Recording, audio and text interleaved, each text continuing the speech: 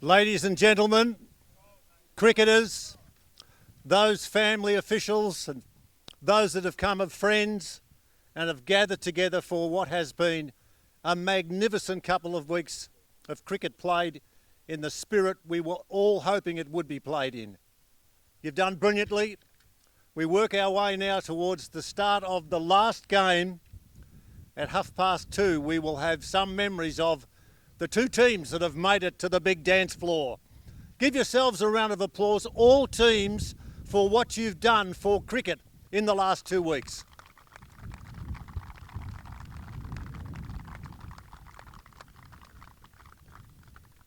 It's very easy to make friends when friends want to be made. And I've made many, and I hope that's been reciprocated. The game of cricket this afternoon will be played in an excellent spirit, and you will all enjoy it. I hope so. Would you now be upstanding, remove your caps if you would, for the playing of the national anthem.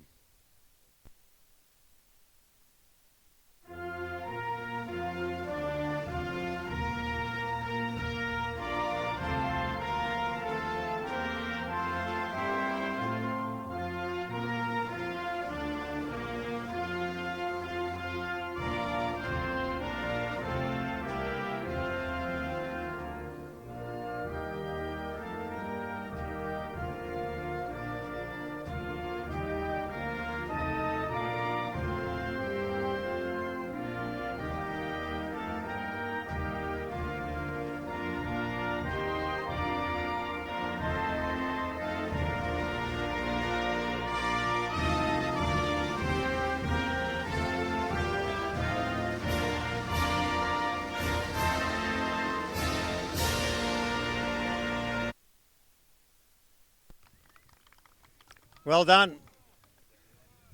During this last couple of weeks, we have been blessed with the assistance that we have received from a couple of people in the media, but one in particular I want to introduce to you now. And if you haven't shaken his hand or had a cold one with Michael Kasparovich, you're missing out. An Australian of note, an Australian fast bowler who engendered a lot of life and spirit into any time that he took hold of the ball bowling for Australia, and his dulcet tones have been heard right throughout this magnificent couple of weeks of cricket. Would you make him welcome centre stage for some words of wisdom, Michael Kasparovich? Thanks so much, Walshy. And look, what you said, it's just great to be part of an event like this. It's extraordinary seeing so many people coming and playing, the energy, the enthusiasm, but more so the fun. As a cricket coach, as all of us have been at some stage, we love helping out the young players that we actually are dealing with along the way. One of the things I always say to every young cricket team I've been with, the one goal we have before we go on the field, I always say we have to go out there and the goal is to have more fun than the opposition. Now, you'll win more games than you lose by doing so, but the big part there is you'll win in life by doing exactly the same. The reason why I am here too is also I'm an ambassador also for the IF project. Now, it's a men's mental well-being charity. A mate of mine started in Brisbane a couple of years ago. It's really important because IF was actually Rudyard Kipling's poem, If. It's actually messages from the father, the son, and the life lessons.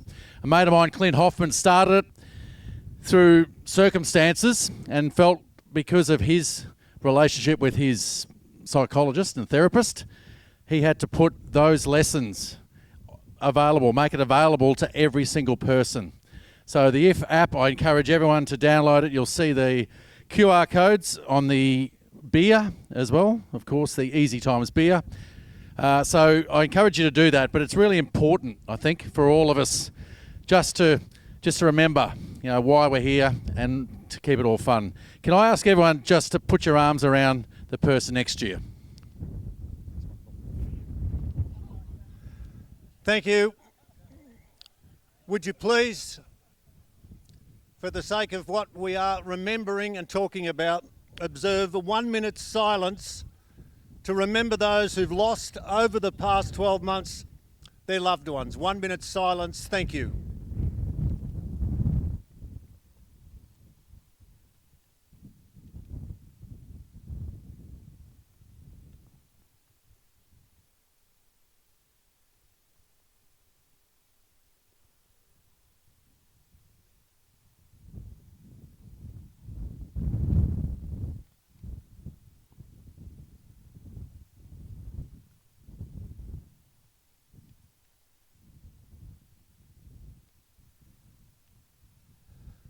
Thank you very much, ladies and gentlemen.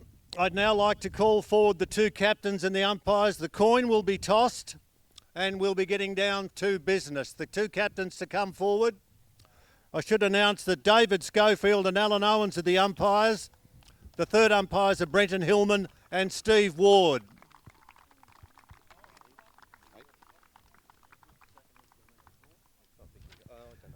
Now we're going to get the umpires over to toss the coin.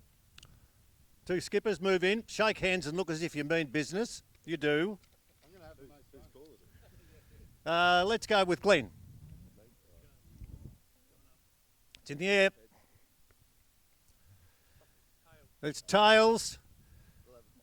Cratzy has said, we'll have a bowl, Blue Boy. So there you go. We'll Cratzy here. Just before you go, we'll grab you very quickly. I chatted to you after the previous match, which finished within the last hour. How about that for a game of cricket, and how about that for the spirit that we saw in action as soon as the game was finished? Everybody was giving man hugs and congratulating the way in which both teams performed. Yeah, well, that's the spirit of this game, right? Our 50s plus cricket, that's what it's all about, is having fun, right? Just like Casper said, people that have the most fun are usually the ones that come off with a smile and win more games, to be honest. So, yeah, that game was unbelievable, and it's not great to have a winner and a loser, and really there was no winners or losers out there. You saw everyone left it on the field. When you did leave it on the field, you wouldn't have had much time to talk in the rooms. What was the message to the team to say, righto, we've got to go out there now and repeat the performance? Oh, you know that show, Les Mis. One more day, just one more. Yeah, so just basically one more game. You know, let's get up for one more game. That's really all it was, and the boys have done that every game. So that's all it was. So, okay. Yeah. Stay there until we get a word from the other skipper.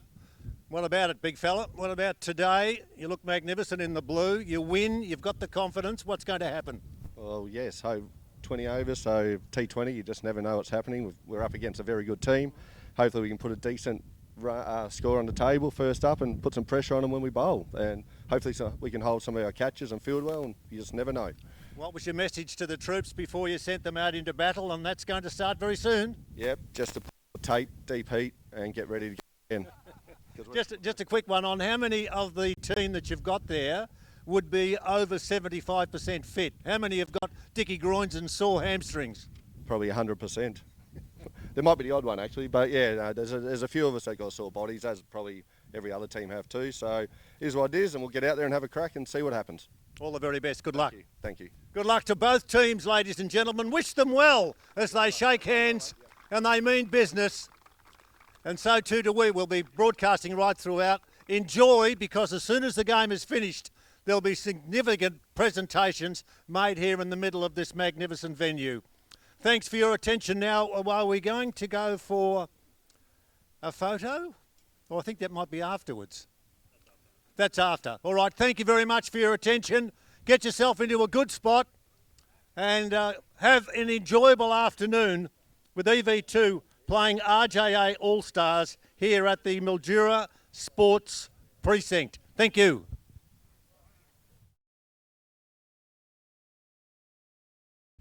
Good afternoon and welcome to the Mildura Sporting Precinct. It's all come down to two, EV2 Cricket and the RJR All-Stars. It is the grand final of our Global Over 50s T20 Festival.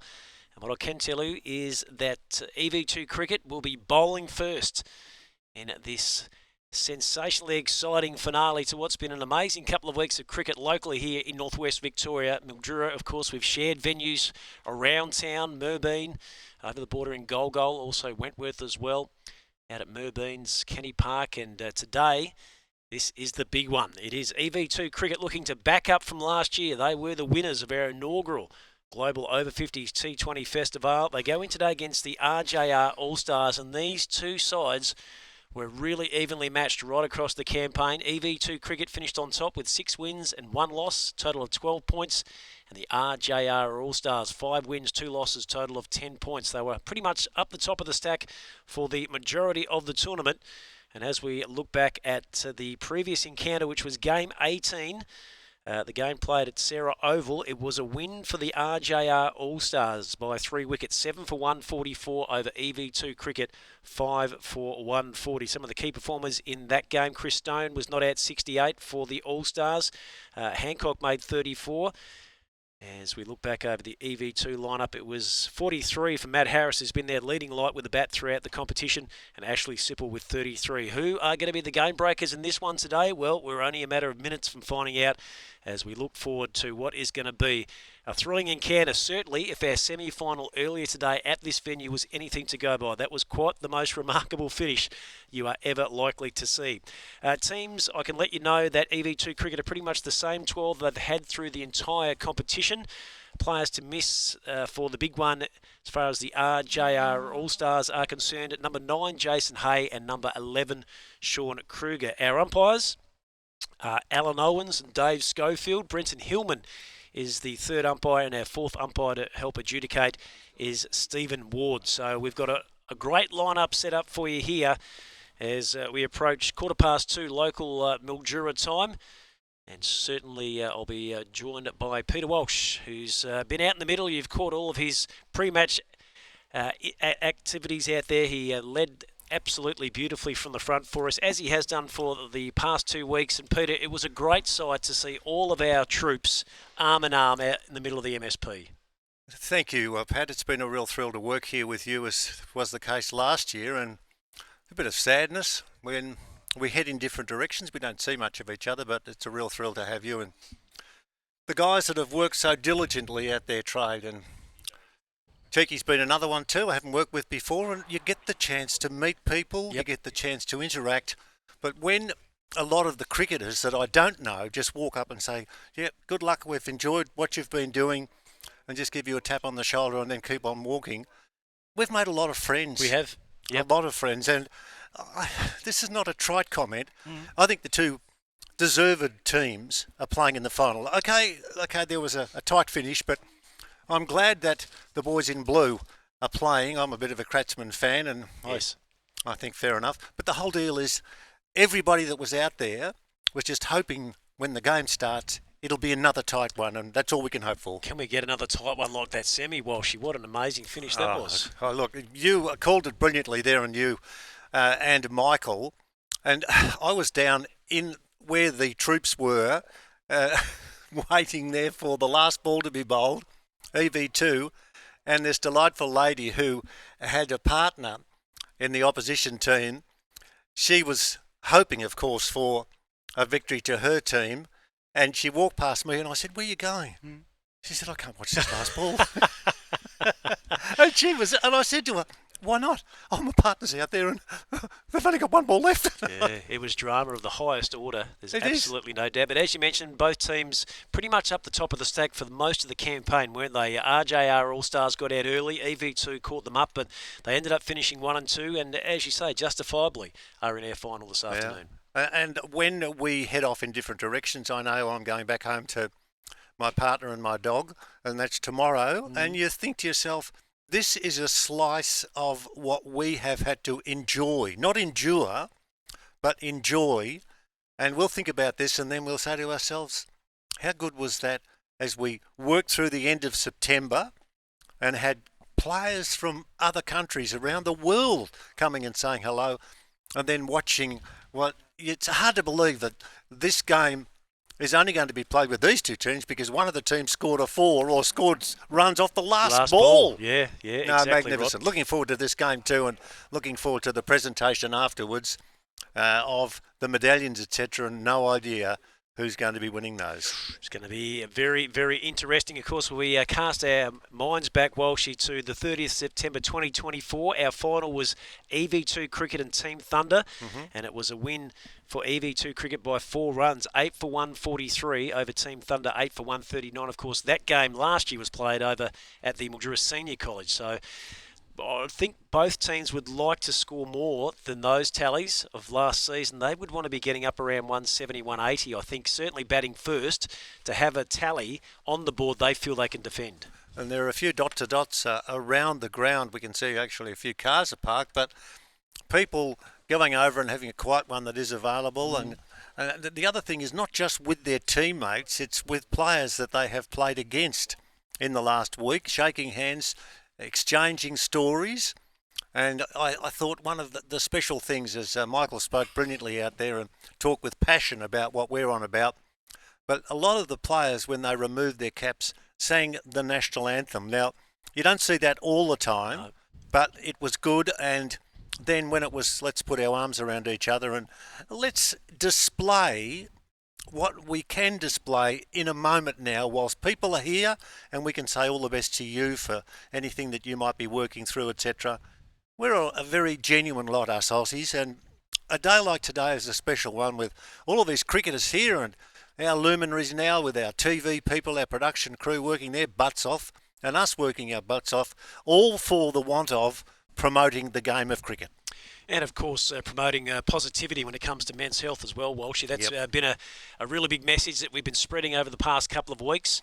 And it's just so great to see these guys get this opportunity to play at this level. I mean, they might have thought, 20 years ago that their career was done. They would never get the chance to play the game that they know and love so well. But here they are, they're back and, playing their best cricket, enjoying the friendship of not only their teammates, but the camaraderie of the whole group of the franchise that they've got to know and experience over the past week or so. Very true. The spirit of cricket is to foster a global cricketing community that values leadership, friendship and teamwork above all. Tick, tick, tick. The aim is to spread the spirit of cricket far and wide, making it not just a sport, but a medium for positive change. Another tick. Respect is central to the spirit of cricket. Your captain, your teammates, your opponents, and, of course, the umpires. Play hard and fair, accept the umpire's decision, positive atmosphere, congratulate oppositions, enjoy your own team, thank your officials and oppositions at the end of this Australasian conference, which will end on a high note, irrespective of who wins. And this is, again, I haven't stolen this cliche from anyone, but the winner, without question, is the sport of cricket. Yes, 100%. As we look at the two outfits, Walshy, coming in, EV2 Cricket and RJR All-Stars, as I quickly rattled off before you come back from the centrefield activities. They played in Game 18 at Sarah Oval. It was RJR All-Stars 7 for 144, defeating EV Cricket 5 for 140. So a narrow 3-wicket win for the All-Stars.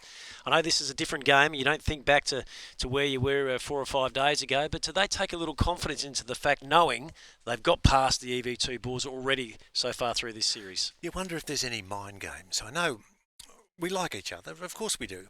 But when you're going into a final, this is the grand final of a sport that you've been putting a lot of energy into with the preparatory work, flying all over the place because you're not all in the one state in Australia, but getting together, going through, I'm not saying the hardship, but you're away from your family, you're travelling to point A to point B, and some of the stories that we're being told about where do you live and what do you do and how do you fill in your time, etc. This is a chunk out of their life, and they want to finish with $1 for every time they thought about how good this game was. And there's a lot of money up for grabs, Pat. Yeah, there is. 20,000 on offer for the team that wins this game this afternoon. 5,000, of course, for the runners-up. And if we are fortunate enough to have someone hit one of those hit me for 6 signs down each end of the ground, well, there's an extra $25K to tip into the kitty. Question to ask is, if you won $25,000, which TAB would you go to? Where are they running this afternoon? Tatura. Okay, well. Just add a guess. Yeah, at a guess. You're all over it, Walshy, as we've come to expect. Now, let's have a look at the squads in a little bit more detail. I mean, based on what you've seen so far this year, who are the key men to look out for? Let's go straight to your faves. I'll call them your faves, Kratzy's boys, EV2. Obviously, Andrew is going to be one that needs to lead the way. Well, thanks for throwing it to me, because I can now talk about what Andrew talked about, and he said the biggest strength in their team is they all bat. Yep. You don't send a bunny in at 11 because they ain't got no bunnies. They're all down rabbit holes being chased by ferrets at the moment. They've got batters out there. And he said, okay, I was nervous when we needed to score off that last ball, but we've got 11 out there who can bat. Yeah. And he said that is a magnificent chance. We lost early wickets. We started to stumble. I walked off and I was frustrated. But we had other players out there who said, yep, I'm ready for it. And when they finished, they were excited. Of course they were. But his big emphasis He said, we've got the team. We battle we've got the way team, down. yeah, and Yep. we've got also in our minds the focus that a lot of the other teams think, yeah, they have got a good team. We're going to have to do something out of the norm. There might be a good start with the bat Yep. or some early wickets.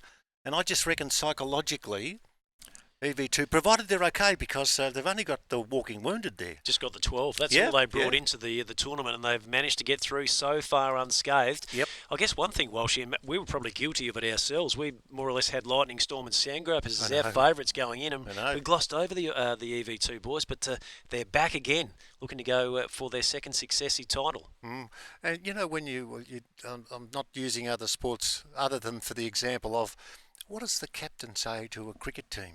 What does the captain say to his charges when the two openers are ready to go out into battle? How does he get them motivated? He doesn't want to get them over the top so they play a flashy shot and get out early. And I wonder about what the message would be from someone like, say, a Kratzman, who's played tennis at the highest level, and he knows what to do. He knows how he can motivate other people. But you've got to be in the right frame of mind. And when I walked past the team, the RJA All-Stars, as I was walking off the ground, just very quiet. Just, g'day fellas, all the best. I'm sorry, is that a word? Is that a word there? In game mode, Walshy. Yeah, that's right. That's right. So I've suggested a few thoughts and theories from EV2. What about RJA All-Stars? What's their game face look like to you?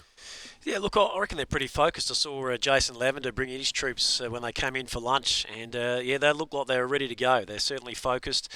They'll look to, obviously, their key personnel. Chris Stone's been one of their best bats. Of course, we saw Darren Wilton on one leg on the opening day go absolutely bonkers on this ground. So he knows the surface here. He knows what his limitations are with the ground. So he'll take that as an advantage. There's no question about that. They've got a good balance. They bowl well. They bat well in partnerships through the middle order. So two star-studded lineups. Looking forward to an absolute crackerjack game. Now, I hope that I'm not treading on tails here, but when I was walking out down there, Chiller walked past and he said, I need your piece of paper. And I said, well, you can't have that because I've got stuff that I need to read. Yep. He said, you need to know something. And I said, oh, what's that? And he wrote down Dave Schofield and Alan Owens as the umpires, and Brenton Hillman and Steve Ward as the third umpires. Yep. I had to keep going for other duties, but I didn't get the chance to ask the obvious question, where's Billy? Yeah, look, I don't know. I haven't got any inside information to let you know, Walshy, but I guess he feels like he's done all the heavy lifting and he doesn't want all the spotlight for himself. He wants the other boys to be a part of the big game, and that they will be. Yeah, well, we'll find out, because I'd like to put my foot forward and on the front foot and say how good he's been, not just for me personally to be able to talk to him when I felt like it, but doing those things and being available each time we went in for, say, a breakfast. He was at a different table but talking to people, and just a charming umpire. And really, I think most people would have had a massive amount of enjoyment with being able to regale to their grandkids or to anyone who popped around for a Sunday roast. Guess who was the umpire when we played cricket? And when we played cricket back in September, October of 2025. Some special memories to be made here, as we can see the umpires and the players are going to come through the Spirit of Cricket arch here at the Mildura Sporting Precinct. What a moment this is. Jason Lavender, the batsman, he leads through the skipper, and this is going to be something special. In a moment in time, these blokes are not going to forget. And it's just outstanding to see as we got the cameraman right on the money. Here are our two umpires making their way onto the precinct. Are they being applauded? I would think so. I agree, my friend. I agree. And isn't that magnificent too, going under the Spirit of Cricket, looks like tyre. Yes. It's a ripper, isn't it? Looks like the big Dunlop at It Yamba, does, doesn't it? yes. And now, I don't want to use other sports, but they're jogging out. There's Big Marcus, the bell chamber. He's there. He had a big smile and he waved beforehand. And they're now saying, well, we've had enough running. Let's slow down the walk now.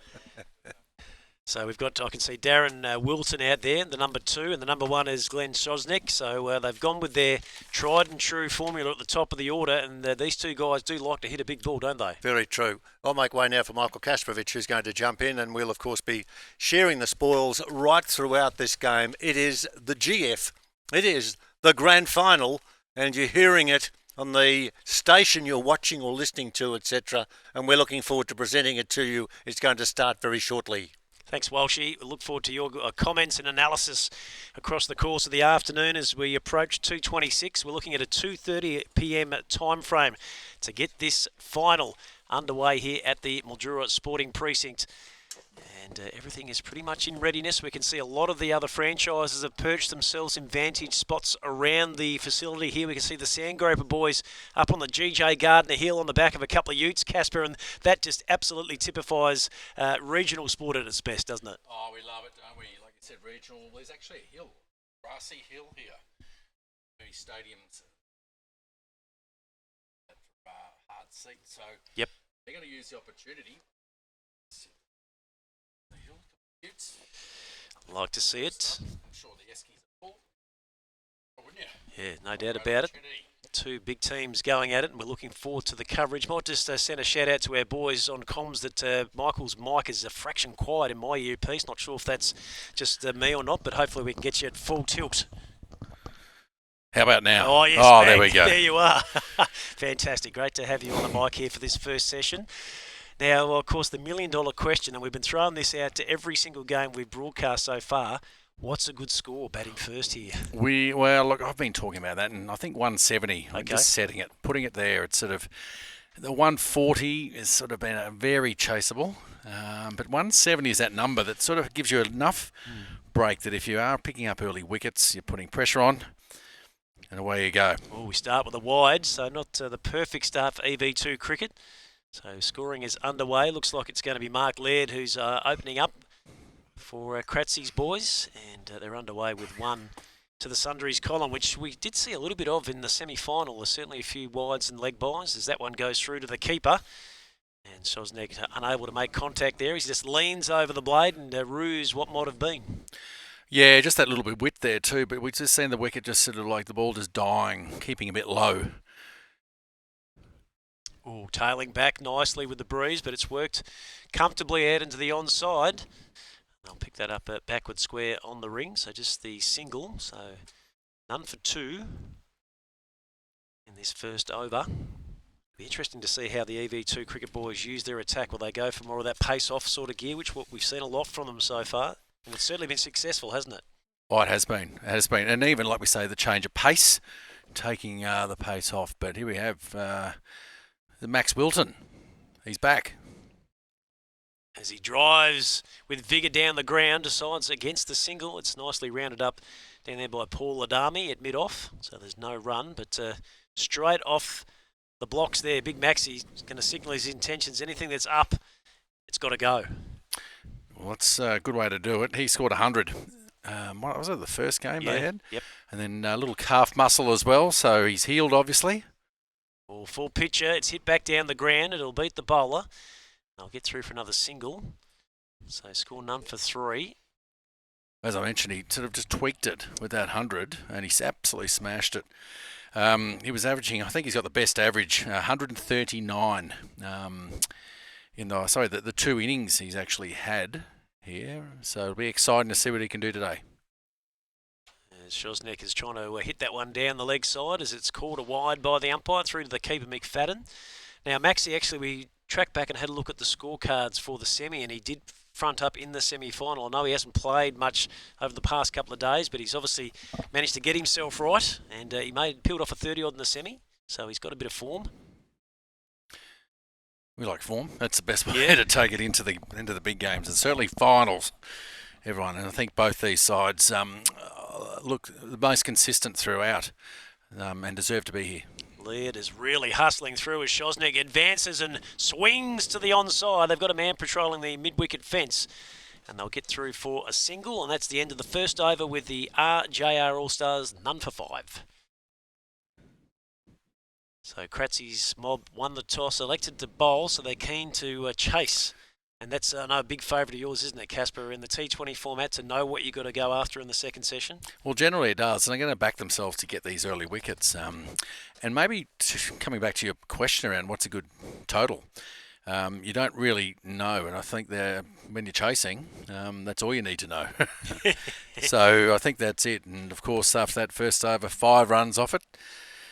We've seen that way, and what's been great watching every game, the the ups and downs, the way that everything time, when as soon as one side looks like they're just on top with the bat, then all of a sudden bang the wicket, and the other way around. And a great over come in with a number of runs. And right throughout this competition, I mentioned consistency. I'm not sure the two sort of work in hand really, because T20 is on the day. Yeah. And luck plays a big part, doesn't it? Yeah, but I hate using the word luck. You know why? Why? The only team that ever talks about luck happens to be the loser. Yeah, righto. Because they talk about being unlucky. Yeah, and you don't want to be on that side. Here's Fernandez coming in from the Deakin Avenue end, and he's put through the point region, but they've got their troops in the right spots at the moment. Ball is retrieved and thrown back to the keeper, McFadden, who's wearing the dark-coloured Greg Chappell there behind the stumps, so they'll pick up another single. So we wait on Fernandez, who was so good in the semi-final today, bowling from that Deakin Avenue end. He had the wind right where he needed it, and he was just getting that beautiful bit of tail away from the right-handed batsman. So it's going to be intriguing to see how these two heavy-hitting openers will try and take him on here, whether they'll look to try and pay him the respect or they try and get him offline early. Yeah, Dylan Fernandez has been great, hasn't he? Coming in with that medium pace and just sort of, I think his stock ball is the outswinger, like away from the right-hander. It'll slip in place, as you mentioned. So they're going all out here, attacking. He's quite bouncy at the moment, isn't he? This is after all these games. Great to see the energy. He's looking good as he turns and comes back into Wilton. Wilton is pushing him out into the offside. They've got the ring pretty well set there, but the slight fumble allows them just to jog through for the easy single. Hey, we talked about obviously the ground here and all that, but I think today, this afternoon, seeing the sandgropers up on the hill, you talked about them earlier, mentioned it. Yep. How about we call it Groper Hill? Groper Hill. Yeah, Groper Hill. You like it? Fantastic. Let's run with that. We need to get some pictures of Groper Hill. Yeah, no, we'll get onto that. Here's Fernandez. Angles into the pads. And it's turned around the corner. And nicely retrieved there by the man at backward square. None for 7. We're in the second over. Shosnak is 3. Wilton is 2. And steady going early doors from the RJR All-Stars here. Looking to build a good base. And these two men can go too when the time's right, as we've seen so far. That one's allowed to pass through to the keeper. That was nicely bowled. Again, that nice little bit of swing and even a bit more additional off the track. And some good carry through to the keeper that time, Glenn McFadden. He took it at a good height, didn't he, coming through? Oh, he's like I said, he's bouncing through, some extra zip in that delivery, and I love that shape just going away. I'm just going to ask the question of the batsman.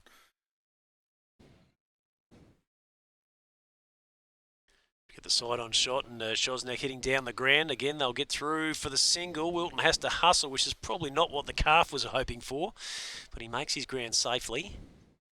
And Fernandez, just like that, Casper is through. 1 over, none for 3. A wonderful start, just takes a little bit of time to feel in, and there it is. Groper Hill, the sandgropers up there. Boys just basking in the sunshine out there, enjoying just stretching a few of the bodily parts that are not quite working to their full capacity. And icing from the inside by the look of it. Yeah, well, too, that's the best way to go, isn't it? No such thing as an ice bath. It takes up space that you could put the beer. Or ginger beer. Yeah. Well, there's a bit of that as well. I know, easy times. Wonderful. The beer from Queensland. I'm saying that because I'm involved. Yeah. Ash Sippel is going to be our man to continue. He's bowling from that vineyard in, and he has been one of their steady performers with the ball.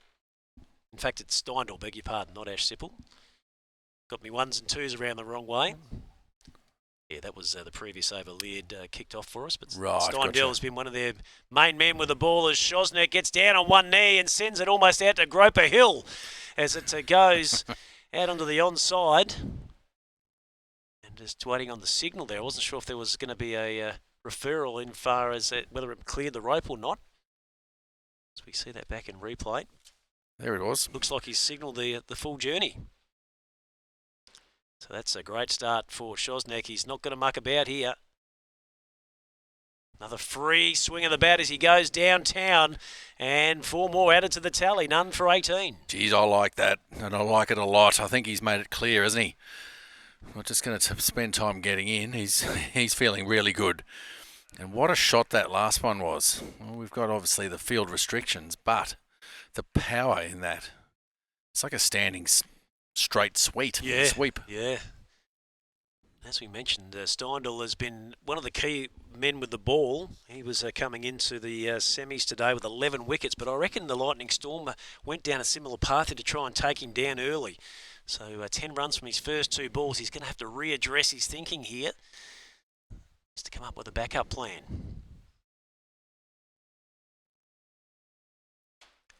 Oh, and that's not the way that he wanted to go as he drops it in short of a length, and I reckon that pitch is 1 bounce and inside the rope for 4 more.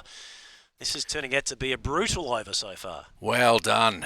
How about that? And we talked about the effort, or not the effort, the intention. Yep. And he's looking for the boundary every ball, and even that, then he just sort of stepped a couple of steps forward and also looking to leg side, and just given that length, he was able to pick that up and with ease and send it all on its way. Vances again. This time he takes it down onto the onside. Didn't quite get contact as well as he might have liked. I'll pick up a single down there to long on, but pretty much every delivery there, he was advancing down the track, wasn't he? Showed his intentions, that's for sure. Now with Max Wilton on strike. What's he got? Angled down the leg side.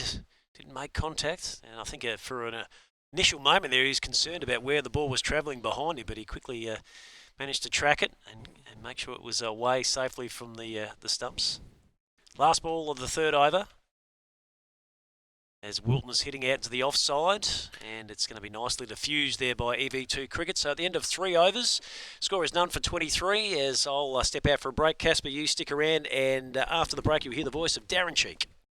Alliance Biograin grows organic grains for strength, vitality, and joy. Every grain carries the strength of the land, bringing real nourishment to every table. Because health isn't just about eating well.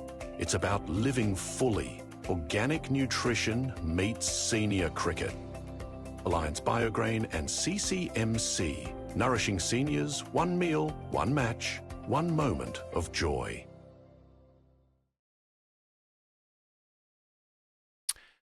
Mildura, beautiful place. Had the pleasure of spending this week along with all these players in the All-Stars RJR in the final here with EV2 Cricket. It's been a great week. I'm just going to be joined in the commentary box by Cheeks. Mate. How good's the week been? To come in and the ball's just played onto the offside. But how's good's a week? 32 matches we've had so far, and this is the 33rd, the final, the big final after we've seen such a great semi-final, and how good. Andrew Kratzman won the toss again, and he's stuck with his game plan of wanting to chase. It's a great day. There's that ball there that's just driven down to the onside for an easy single. Well, it's worked for them. They won 6 of their round games and, of course, the semi-final to put them here. So, yeah, look, you got to be confident, don't you? If you're that sort of record, but that's the beauty of this of 2020 cricket. Things can change around. RJR came out of the blocks of this competition blazing, and then it sort of stalled a little bit in the middle. Fernandez comes back in and just swings a little bit to the offside, and it's just tapped to a point. Yeah, they stalled in the middle. They sort of a couple of losses, I think, and it just brought them back a bit. But I think from the start they'll have looked so good right at the start of this competition, and that's just the way they found themselves in this final. Kosnick is trying to take advantage of these only 3 fielders out in the deep in this first 6 overs. As Fernandez comes back in and swings it out and gets away with a wideish ball there. Good delivery. You'd like to put everyone there. Well, maybe a fraction closer, I think, with the slip in place. But Max Wilton just deciding to let that one through. He's more than comfortable leaving that. It's good. And I'm going to come back and talk about the percentage of fit players left. This Fernandez again has the outswinger happening beautifully to the right-hander, but he's managed to push that down to a deep cover. I say percentage of, I think a question that Walshy had, percentage of, was he a percentage, what were the percentages of your fit players, or who were 75% or more, of which 100% were not 75%? I think that's the answer to that one. Yes, well, I think the key to the answer to that was everyone's feeling it. Yeah, absolutely. That was it. Absolutely. None for 25 after 4. Now, I know that's the players, obviously, it's been hard with those number of games they had to play, and there's the warm-up, the warm-down, and the dive in all of the energy they've expelled out there. How's the commentary box, you reckon? How's our energy in here? Well, it seems like we'll be moving around really fast today because we are right on the end, at the end of the competition as well. And just like the umpires, they've done a fantastic job. They've been out there. They stand there for the whole 40 overs of every game. And Alan Owens and Dave Schofield have been given the honour of getting the final. Billy's had a very hard fortnight, and it was always the plan that he wouldn't do the final, and give the honour to the local fellas that have done all the work. And my understanding is he's off having a massage by the physio at the moment, so good on him and well done. As Sipple comes back in and puts it on leg stump, and Wilton has swung it away behind leg, and it just gets through to the boundary. Gets there too. He could have got down and maybe got something behind it. He tried his right foot. Looks like about a size 10 shoe is that. Just not able to contain that, and that 4 for Wilton. What a great shot. Just identifying that leg side as well. That's what happens as a batsman. You certainly with your field restrictions, you've got your zones, your areas that you're going to pinpoint. You're going to pepper given the opportunity, and we've seen from both ends, both batsmen favouring that leg side. Sybil come back and put it on a good length, I thought, there, and he's very lucky, Wilton, to get away with that one and push it down to a deep mid-wicket as he hobbles through with that bad calf muscle. But he's. Are you hobbling with anything at the moment after your week? Always hobbling. I thought you had a rock in your shoe. That's why I'm sitting here now, not out there. Kosnick there just takes the big step forward, which he's done in quite a few of his shots today. He's taken the big step forward and just pulled it over to the onside. Yeah, well, I think that's where in many ways, you'd stick all your fielders out over there at the moment. Every ball's going there. And Sipple, a little bit wider that time. And he's missed it. Look at him, Max. He knows that was it. Missed out there. And even Kosnick now there, we can see him rubbing his hammy. So what has he done now? But they probably came in carrying that a little bit anyway. Sipple comes back on and then just puts it in just outside off, and Wilton goes for the big swing at it and manages to get it away. What a fantastic. He's put it over to Groper Hill, as it's been called. But don't know if they'll like that, but the old Gropers up there, there wasn't a lot of cheering from them, so maybe they might be barracking for the other team. I don't know about that. I think they're barracking for everyone. There's the spirit of cricket really kicks in, and Groper Hill up there. Good call. Sybil comes back in and puts it in nearly in the same spot, but Wilton didn't get himself in the position like he did last time and just digs that out. That nearly sneaked through. It's a great Yorker, that ball, just to end the over. 37 for none.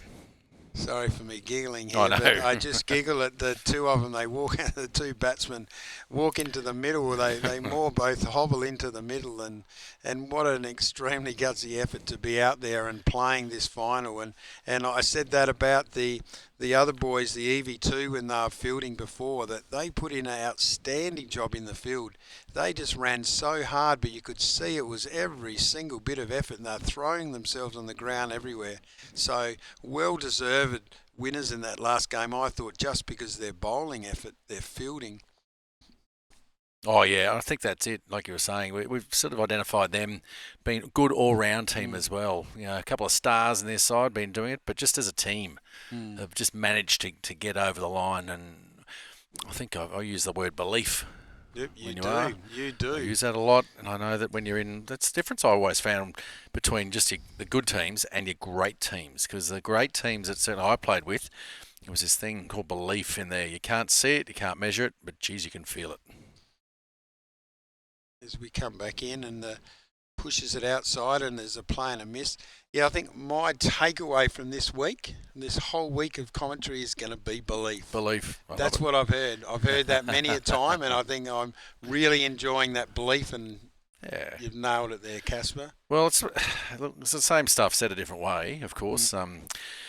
Confidence, all the rest of it. But just when you look around a dressing room, the teammates in there and know that we'll find a way, and guarantee we will. Fernandez comes back in and just puts it on the stumps. It helps when you've got Shane Warne and Adam Gilchrist in your team, of course. But I think that's it. In its own form, I think we've found that. Even talking to the teams and individually about how their week's gone, they love it. Everyone's had that much fun, enjoyed it. But I guess, that's the thing. Just sort of trust is the other component, isn't it? Fernandez comes back in, puts it on the off stump, and it gets pushed to point. My other little takeaway too here is that how Peter Walsh loves to put in those songs for certain situations, and Fernandez coming on to bowl, I'm really surprised he didn't go into a Fernando every you time. hear the drums? A bit of ABBA, yeah. See the song, was it? Song? Yeah. Yeah, maybe in the next spell he might give us a little rendition as Fernandez comes back in, and it's swung beautifully past the bat and just millimetres past the edge, and is lucky to get away with that one. I reckon that's the first play and miss, like genuine play and miss I've seen. Wait until the final to show us, but beautiful. That shape away, maybe with a little bit of extra bounce with the pace. He's quite tall. He's Dylan Fernandez. As he comes back in, the big left-hander. Can't quite see the swing from that angle, but it's cut down to the ropes for a single. And it was the width of that occasion. Wilton just deciding to give himself a bit of room there, lean back on it and just throw your hands at it. And with that sweeper out there, it was only just a single. Well, he's bowling to his field, because it's always strange when you've got so little people on the boundary, and as a batsman you feel like, how can I just keep hitting it to that one fielder? He comes back in again, and then same spot, just pushes it just outside off, and he's pushed through for a single. Rightio, that's the end of the 6th over. A really good start, none for 38.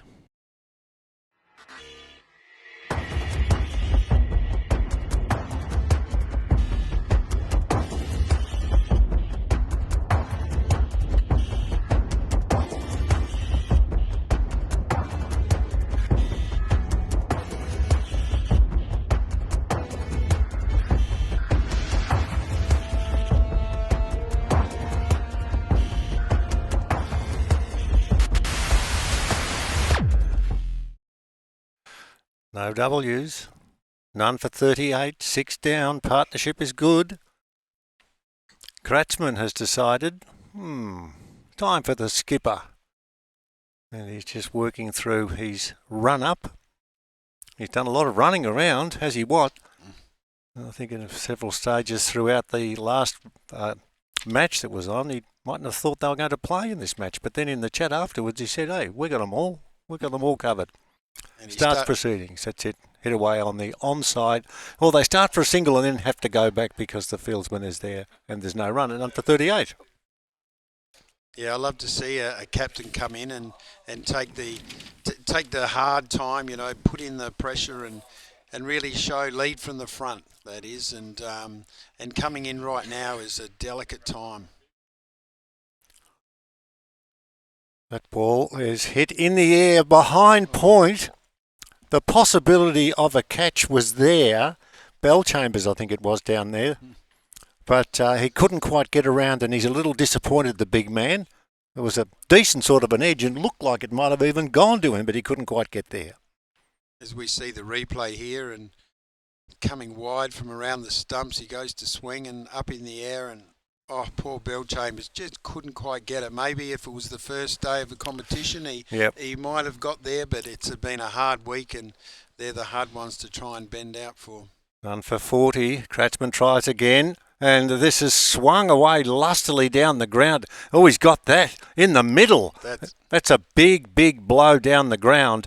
We'll wait now for the explanation from Darren's Dave Schofield or Alan Owens, but that one was a mighty hit for a maximum, and that's almost gone through those goalposts down there. That was a big blow, and the 6 runs to be recorded. It's none for 46, Wilton 15, and Chosnick, he is on 29. What a blow that was. Yeah, look at Mogsy walking off, like he's walking off another 100 metres over the fence, and as we go past Groper Hill, but none of them are in there to help him. They're all tired up in their week. They're all just sitting there watching. Yeah, having a quiet beer, that's all right. I've heard them actually, not this particular groping group, but at cricket matches where I've been, I've heard go the grope is a very, very popular terminology. To me, it's not the way to go, but still. You've had a couple and, hey, over there, you both go the grope. When people are walking past, and I thought, no, I'll just leave that one alone. Yes, drink responsibly, of course. Absolutely. But we haven't had any issues. The crowd's been well behaved, and it's a good turnout today because this is the last game in terms of what it all means in the competition. None for 46. Kratzman 8 in his first over, and this next ball is hit hard down the ground. There was plenty on it, but straight to the fieldsman, who's whitish of mid-on, wearing number 12 blazoned across his bat, or across his back, I should say. Gorelage, and there's no run. Next ball is hit in the air. Where's that going to land? It might land this time with a drop catch. Oh dear. That sailed into the air, looked as if it was going to be gobbled up with glee. It hung around, and unfortunately it bobbled out. We'll see a replay, but that is bad luck. And EV2 have missed a real chance. Let's have a look at the replay. As Kratzman comes in wide again, he goes for that slap on the onside and gets the top edge and come around, and poor old Grant Nelson, I think that is, or was it Mark Laird? I didn't quite see the other number next to the 0. But that was unfortunate. I think your call saying dear oh dear was probably the exact one, because as that semi-final, we saw them field and take some magnificent catches, didn't we? We saw, yeah. That was unfortunate. None for 45. This partnership is just that. It's 45. Fernandez, no wicket for 6.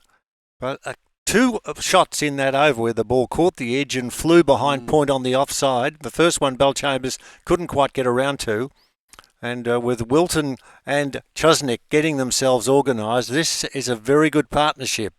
Fernandez in bowls and off the front foot, driven handsomely out towards the boundary. Won't go all the way. It slides along the turf, which incidentally has been immaculately prepared here. Congratulations to the caterers, but how about those that have done well as curators? And the old chestnut, you throw in a roughie, one of those quiz questions. One of my favourite ones I'll throw in now, but the answer's very easy. This ball outside the off stump is hit in towards the mid-off position, and there's no run.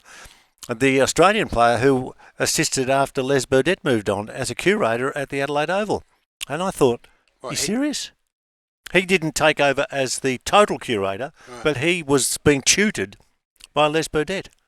And he was a caterer as well? No. Is that the... Oh, no. He was an Australian cricketer. Yeah. And he still is.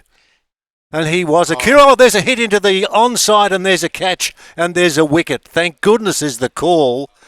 That ball was spanked by Wilton out towards square leg. It flew like a tracer bullet. We've said that a few times, but it went straight to the fieldsman, and the catch was taken by number 15 out there, and that is Paul Adami. Let's have a look at it. Good catch, but gee, there's plenty on it. Great catch. We see the replay here, and Milton, he's picked it up very early. He's seen it, he's middled it, and he's hit it straight to square leg. And then you see him Wilton just stand there in the middle. He cannot believe it. He felt that he'd got a 4 for sure once it hit his bat, but he's hit it straight to him. This is a beautiful picture of it. Oh, lovely Good grab. catch, wasn't it? Wasn't it? It was swinging away from him. He was going straight for his chest and started swinging away, and he got out there and just grabbed it like a slips catch. Yeah, it looked as if, for a brief moment, beautiful work by our camera boys, because we saw a different angle and it looked like the ball was just a little bit wide of his body, but he got it. That was a great angle by the cameraman. who have done an absolutely sterling job this week. We haven't missed a trick. I think there was only one time we missed a stumping, and that was only because of the fielder standing in the way. So they've been outstanding. Well, I see them most lunch times when they've gone into every available takeaway shop in Mildura, and they've performed with distinction. And some of the work there in getting rid of the food has been personal bests, I'd suggest. It's been really well done. I love it, Peter, how it seems to always come back to the catering, and that's one of the key efforts of a great day of cricket just as much. It is. Now let's get back to who was the assistant to Les Burdett as one of those curators at the Adelaide Oval, and he plays for Australia. Oh, I might have thrown in a tricky one. Plays for Australia now. Yeah, he does. And he was a curator. He wasn't the curator. He was assisting with Les Burdett when Les was the curator. Right, not the GOAT. No. Gary Lyon. Oh, Gary. Yes. Gary. Yeah, Gary Lyon. Not Gary Lyon. The answer is Nathan Lyon. Nathan Lyon. Yeah, Nathan Lyon. There you go. Good man too, Nathan Lyon. Lovely man. And I wonder, we won't talk about cricket now, but the fact of the matter is that he's been around forever, and he's given away the possibilities of singing the song anymore now, so that might be a message to say he might be moving on. We're not moving on. We're staying here. 7.5 overs gone. It's 1 for 48 with Chosnick on 25, and Stone is the new batsman. He is on 1. Fernandez picking up the wicket in this over, that of Wilton. This ball from Fernandez off the back foot, punched away. Good shot. Gets the gap, runs towards the boundary, will be scooped up just inside. And the throw comes back, and the throw comes back in a hurry from Willie Moggs. He got it back quickly. End of the over. We've got 1 for 49 after 8 overs with Chosnick on 1. Now hang on, that partnership is just being shown up on the board. And so that wicket, a good one, a very good catch too. And so the game itself, there'll be a few roundabouts before we get to any idea at all as to what will happen with this first target. Absolutely. There's a lot to go yet. And as you mentioned, during all that fun, we had Stone come in and taken over from Wilton, and he's not going to, it's not much of a let-off losing Wilton to replace with Stone, because he's had an outstanding competition as well. He's got over 200 runs this comp at an average of 52, so he's no bunny. No. Most of them, when required, have come to the fore, but we pick out who our favourite is. I don't know. I've got a lot of them when you see them in action and you see them go out, march in with authority and attempt to continue to tick the score over, which in a 20-over game is absolutely halfway. You've got to do it. Here we are now. We've 1 for 49, 8 overs. There's only 20 in the game. There's only 49 runs, so not a lot at the moment anyway. Goes quick, doesn't it? It does. First ball of a new over is patted away down the ground on the onside, and there's no run.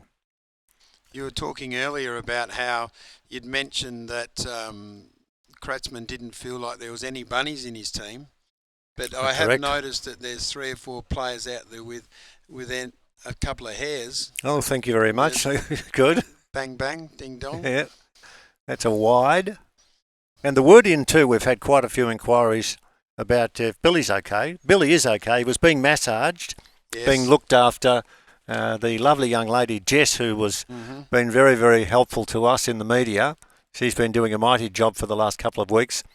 And he's been looking after umpiring for every day. So good on you, Billy. You've made a wonderful contribution to what we consider is a very important sporting event, and well done to you for being there and for all the work that you've done in the middle with all sorts of weather and getting to know a lot of the players too. He's a really good man.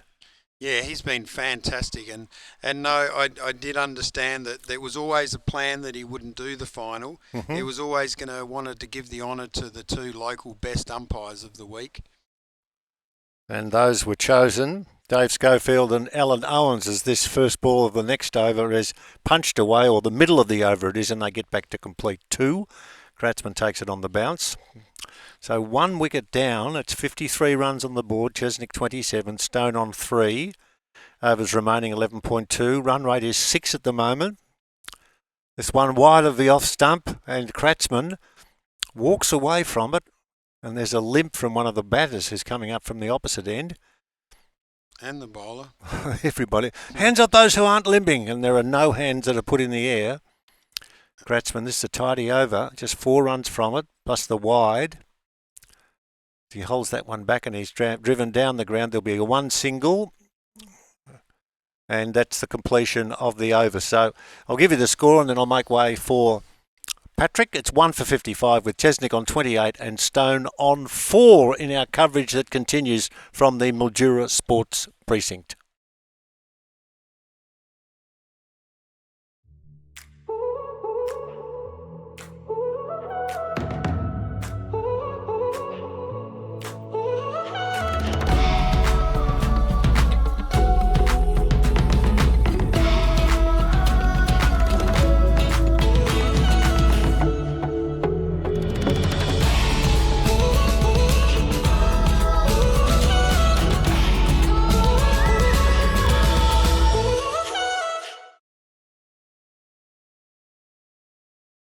And we're back at the Mildura Sporting Precinct. 9 over mark, 1 for 55, the RJR All-Stars.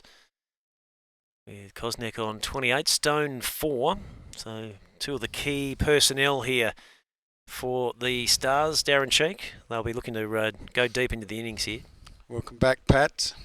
They certainly will as he short comes in and just he bowls his nice little drop slow balls and puts it in the block hole, but he's just driven it across for a single.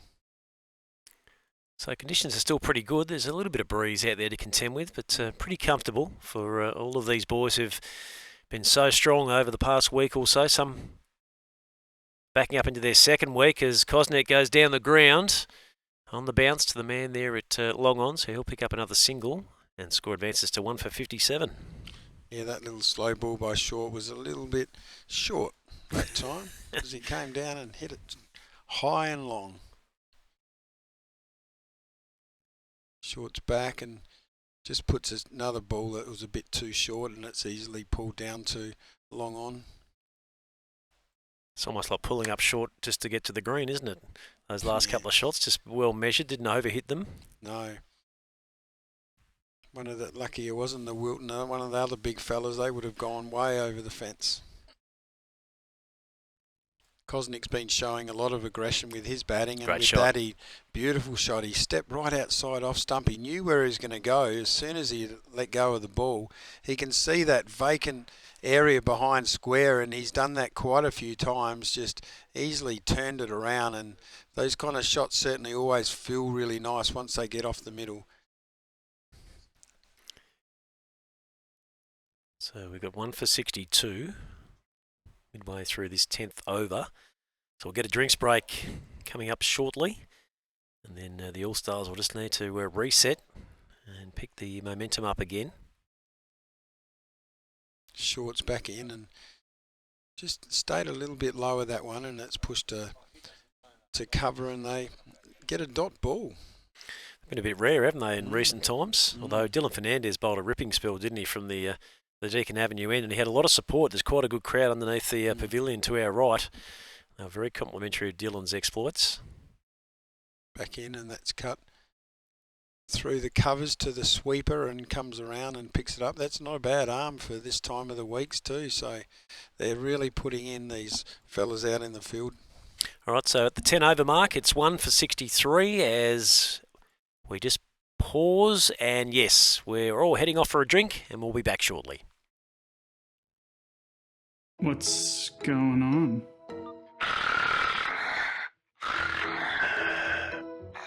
That's you. What do you expect me to do about it? It's time. It's time to see my mates at CPAP Direct. They help me get my sleep apnea sorted, and they offer good old-fashioned customer service and support. CPAP Direct not only have the latest technology in sleep testing, CPAP machines and masks, they can help you too. You can leave the mask on. What?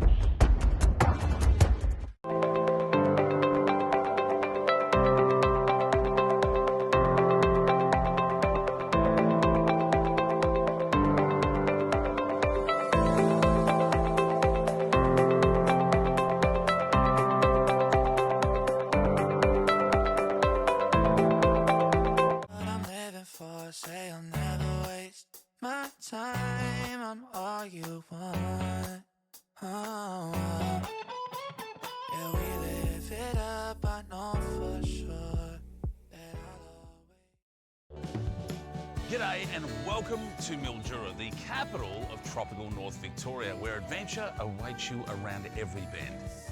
But unlike Queensland, you don't have to worry about crocs.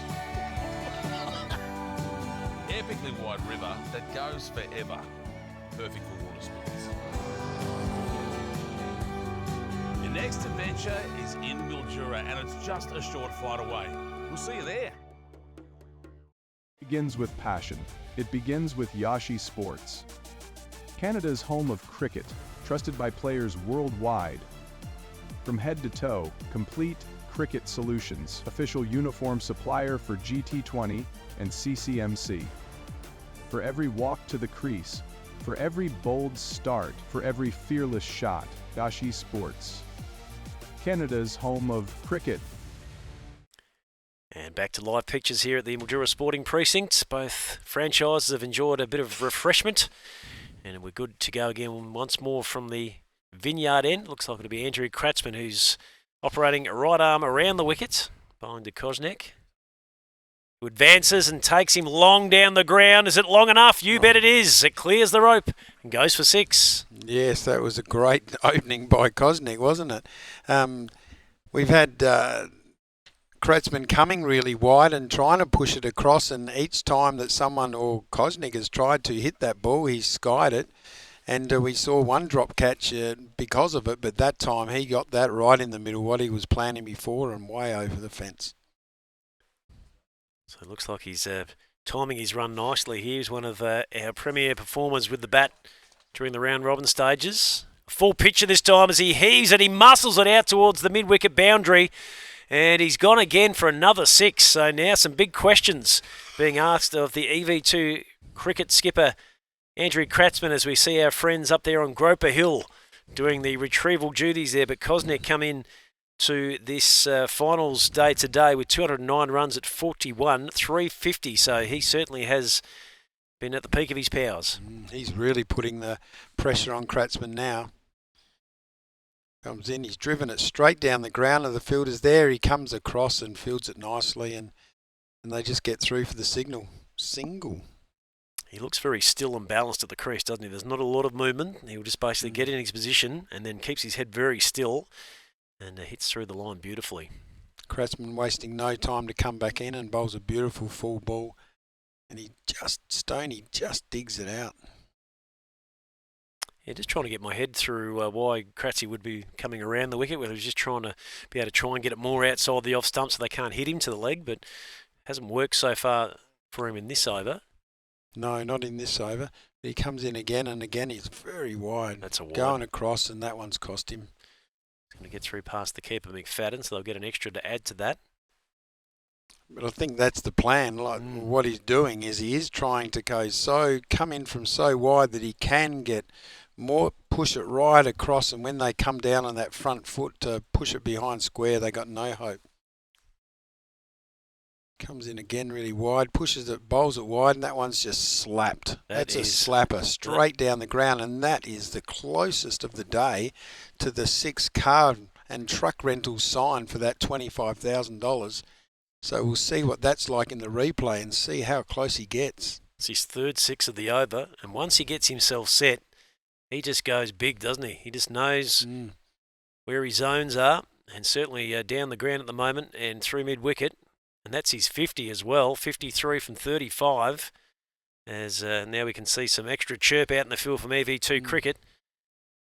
Some pressure coming in now as Kratzman continues. That's angling back this time into the right-hander. It was well played. He adjusted late, didn't he? Because he was looking to go straight down the ground again. And it's just to pick up the single fielding done there by Grant Nelson. Well done by Kratzman in that last ball there, but I talked to you at the break about Kosnek and the fact that I was surprised he was 34 or roundabout off of under a run of ball, and now suddenly bang, one over is 54 off of 36 balls. That's a fantastic start from them. Maybe the skipper had a word to him and said at the drinks break, hey, now it's time to move. We've still got 9 wickets. That's one wicket and over we can lose, and we still get to bat the whole 20, so let's make a move. So 1 for 85 in the 11th over. EV2 Cricket winning the toss earlier this afternoon, deciding to field first. There has been the RJR All-Stars who've seized the moment and have got things rolling their way nicely as we look at John Short. Comes back in and over the wicket, and again Kosnick's going to look at that spot he likes, and has he got at the boundary? No, the sweeper can't get around, and that's the spot he's been hitting, and I think that in the last over with Kratzmann, that's what he's stopping him from trying to do. But unfortunately Kosman did decide, well, I won't do it to Kratz, I'm just going to slap him over his head. But he's now got back into his groove and turned it around. He's got long levers, hasn't he? So when he gets out for that slog sweep, he just seems to have so much extension to get to the ball early on the bounce. And he's got great control too when he plays those shots. There's never seeming to be any risk of it hitting a top edge or skying the ball in towards the direction of a fielder. So as we said, lots of questions out there at the moment for EV2 cricket skipper Andrew Kratzmann and his bowling attack. Really having the gauntlet thrown down in front of him at the moment, aren't they? Yes, you see the skipper Kratzmann come across and having a chat to Short and saying to him, look, we need to get this a little bit more outside off stump. But you say about Short and his levers and stretching out, he's one of the few players left that seems to still be able to stretch out long and use those levers. So Short continues. Slower pace delivery is going to just be taken backward a point and missed on the ring there. It's speeding out towards the rope and it's just going to trickle in. Yep. So 1 for 93, bit of misfortune that time for EV2 cricket. And the run rate continues to tick over here. 8.21 at the moment for the All-Stars. We were talking about that score of around about 180. Well, they seem like they're on track for that at the moment. Yes, they do, especially now in these last couple of overs. It was nice then to see Short knew that he was lucky to get away with that one. He went up and gave the bowler Short a high five and said, sorry, mate. There's Kosnick's hitting out backward a point, timing it beautifully, and away it goes. There's no fielder in camera shot there. And he really is taking the game away from EV2 cricket at the moment. And this partnership is becoming a real concern. 51 runs from 24 balls in 18 minutes. And Stone's only made 6 of them. He's just been that silent partner at the other end, hasn't he? What a great game plan to be able to change that Kosnick's done there. We're just saying about how he's trying to get everything legged. That's his shot. And Kratzmann came over and talked to Short. And I'm sure he said to him, right, we need the ball on the offside. And then Kosnick goes and gets away with 2 boundaries to the off. So he's leaning back and again going the area right down to another gap at mid-wicket and 4 more. This is some sort of dig now coming up from Glenn Kosnick as he moves into the 70s. Partnership up to 55 from 25. It brings up the 100 as well for the RJR All-Stars. 1 for 101 in this, the 12th over. Wowee. Wowee. He was 34 or 30 off of 31, and now he's 70 off of 40. All in just 1 over and 4 balls since drink break. This time he's taking it again out to the onside. There is a sweeper out there at the mid-wicket fence, so they'll just walk through the single. And nicely picked up by the batsman Stone at the striker's end as Glenn McFadden was just caught out of position a little bit there. So 1 more ball to go of this, the 12th over. We'll take a break. Peter Walsh will come in. I think he's got a special guest to have a chat to as well, which is exciting as we continue through this global T20 Spirited Cricket Festival Grand Final here at the Mildura Sporting Precinct. And it's lofted back to Short. He takes the return catch. And Stone was done for by the pace off the delivery. Nicely bowled by the big man, John Short. And that's a vital breakthrough for EV2 Cricket as they pick up the second wicket with a score at 112 off 12 overs. We'll take a short break with Peter Walsh to return. In fact, we'll just take a quick look at the replay first before we head off. And Short really got it in the spot. A little bit of pace off the delivery, and no doubt we could see that Stone was trying to work the ball into the onside, and he was just done for at the end. But there we go. There's another scalp for EV2 Cricket, a much-needed one. The score 2 for 102.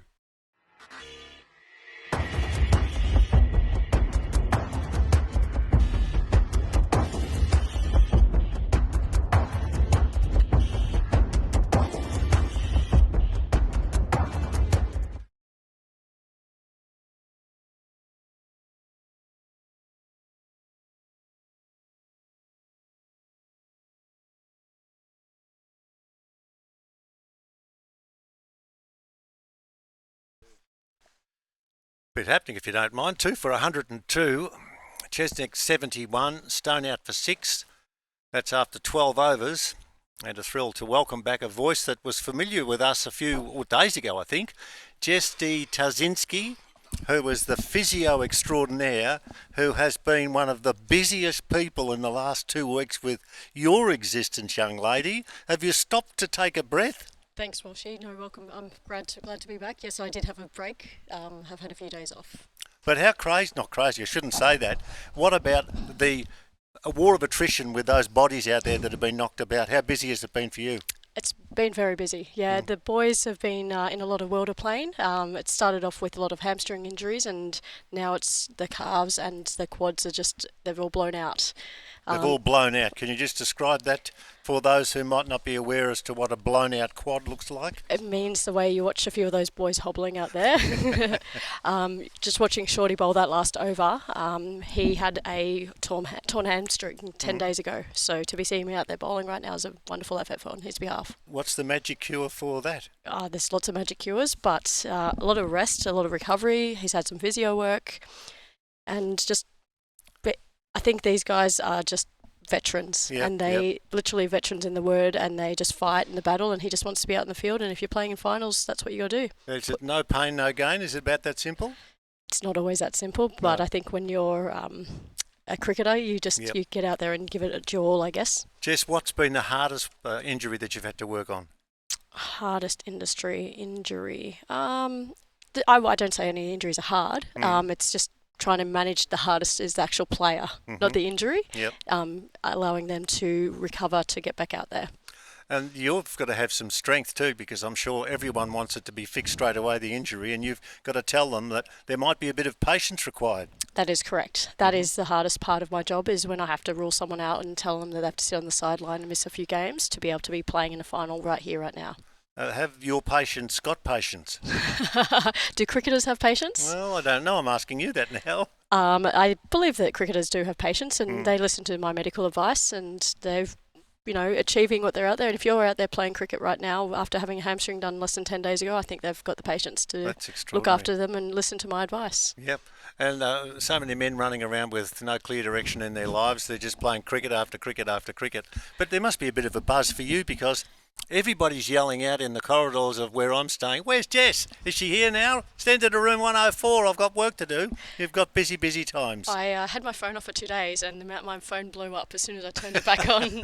I was like, when are you back? How long are you going to be? Right. Why are you away from the field right now? So exactly that. So that then speaks highly of, and I've watched the way you work too. You just throw a beach towel down on the ground and jump on your next patient, and away you go. And I tell you what, you don't mess around. You really do work hard. Absolutely.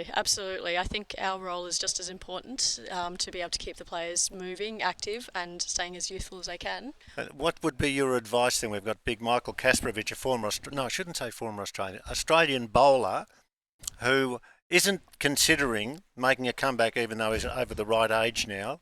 Is there an age where you think to yourself, you can't be serious, come on, just play lawn bowls, but just play a game where you're not going to pull a groin muscle or do a hamstring? Look, I think it's all in the mind. The mind? If you put your mind to it, any player will still be able to get back and play.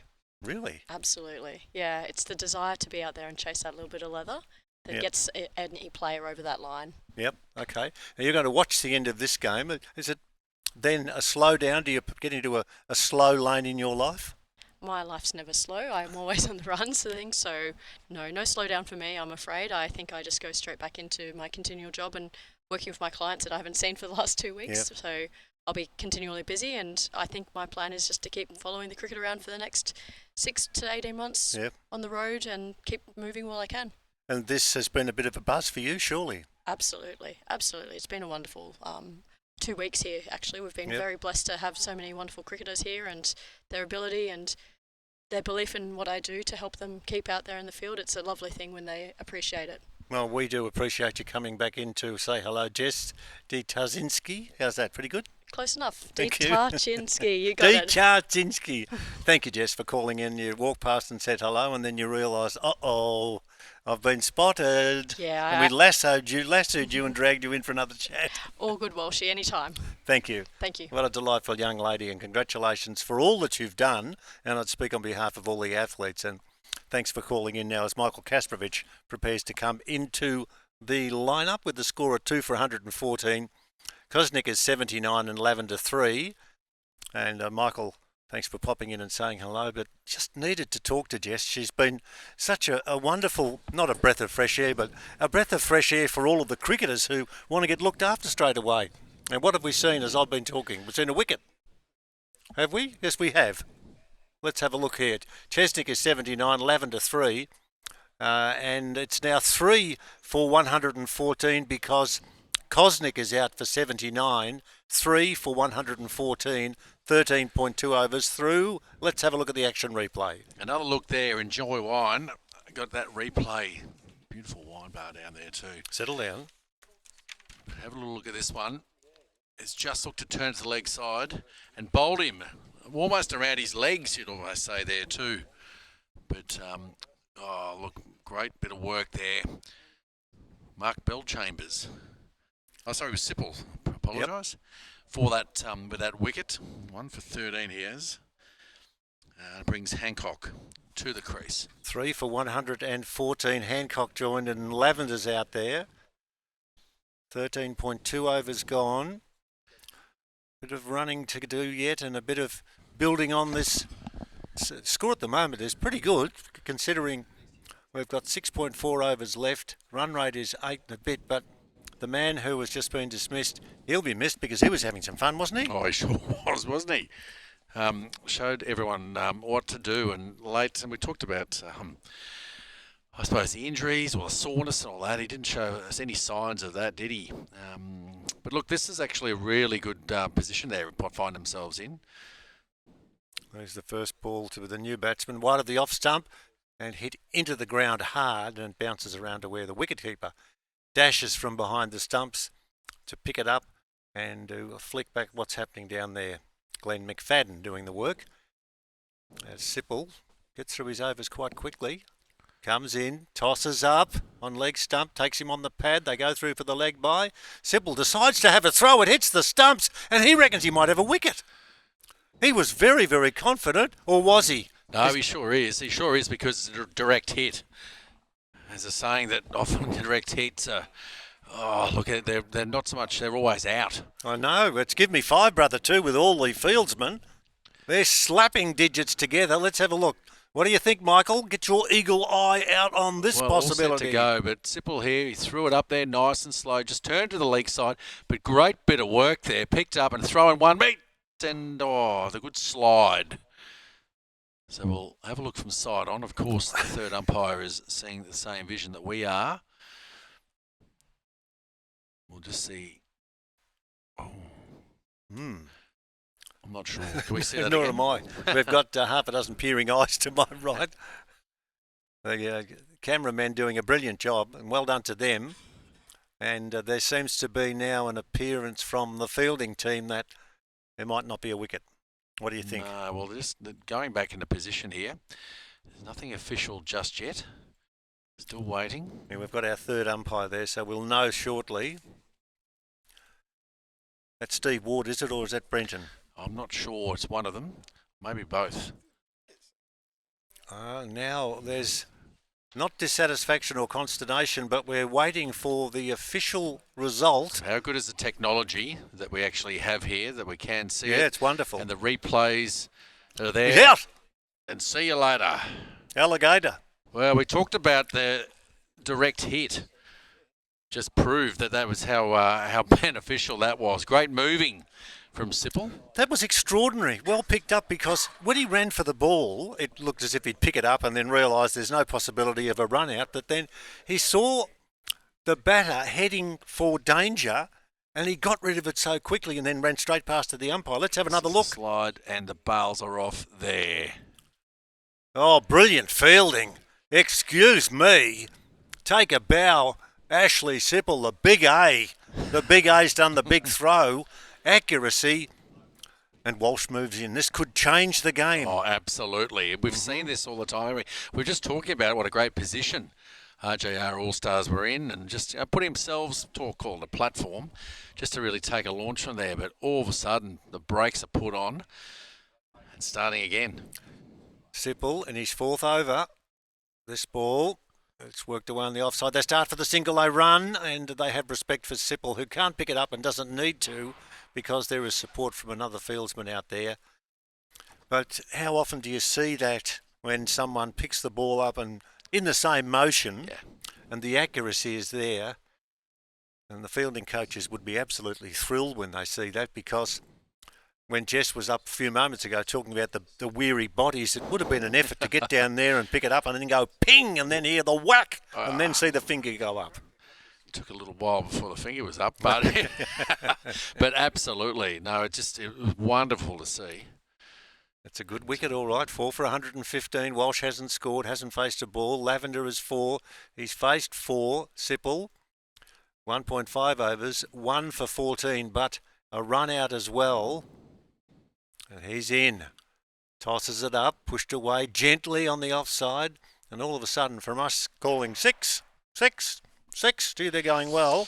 All of a sudden, it takes one delivery to change not the state of the game, but to make it more interesting. And 2 wickets and only 3 runs of that over will certainly do that. Well, hasn't that changed things up here? Because this nil period now, obviously so crucial.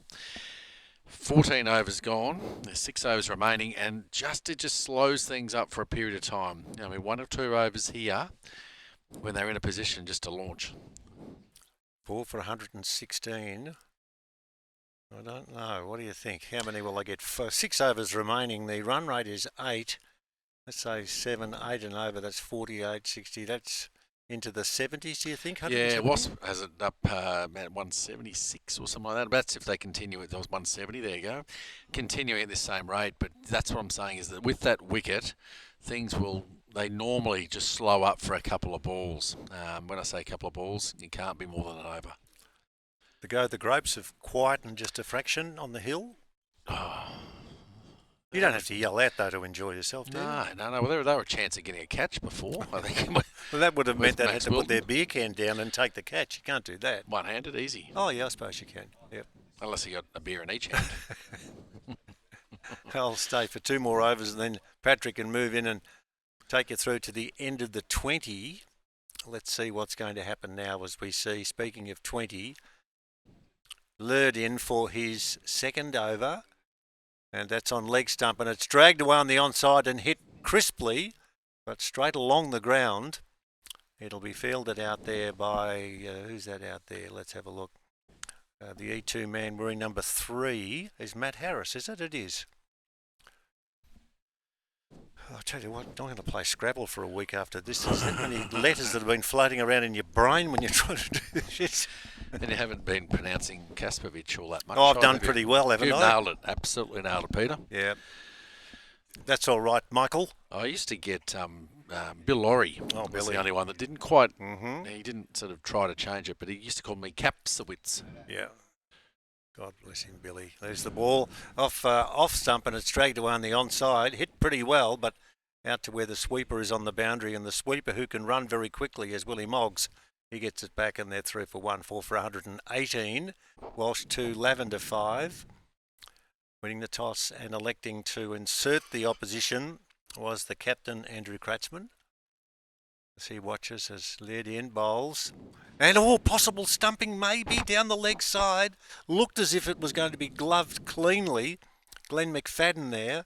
Just have to see what the call is as we see 3 or 4 very keen to get across and watch what was going on when the ball was being delivered back. Yeah, I think the umpire called that wide straight away. So there's a couple they've managed to run through there. But, look, we've seen some great keeping and the leg side stumping.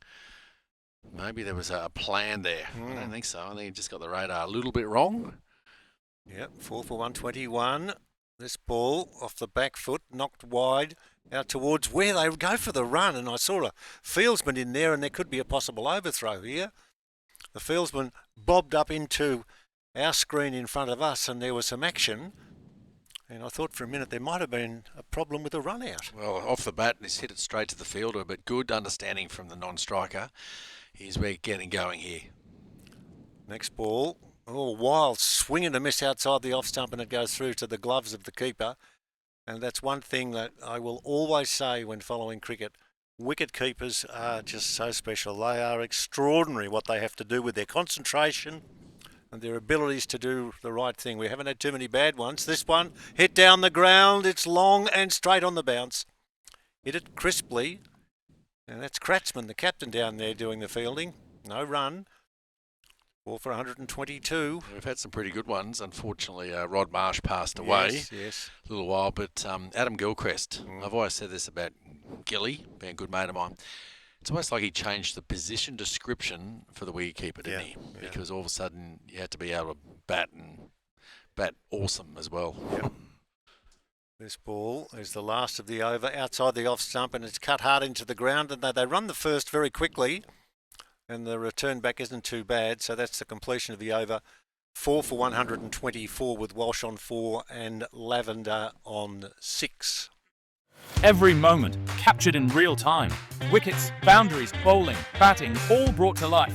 Vision AI turns data into visuals for analysis, streaming and content. NV Play. Vision AI. The future of cricket is here. Are you a batsman who's still training hard, still getting starts, but the big scores just won't come? It's not your technique, it's your process. Email the word SPIRIT to info@simplebatting.com and we'll show you the 3 simple steps serious batsmen are using to become the run scorer their team relies on, season after season. And back to live action here at the Mildura Sporting Precinct. RJR All-Stars 4 for 124 after 15. We've now rolled into power play number 3. So we'll see the deployment of an extra man outside of that restrictive circle.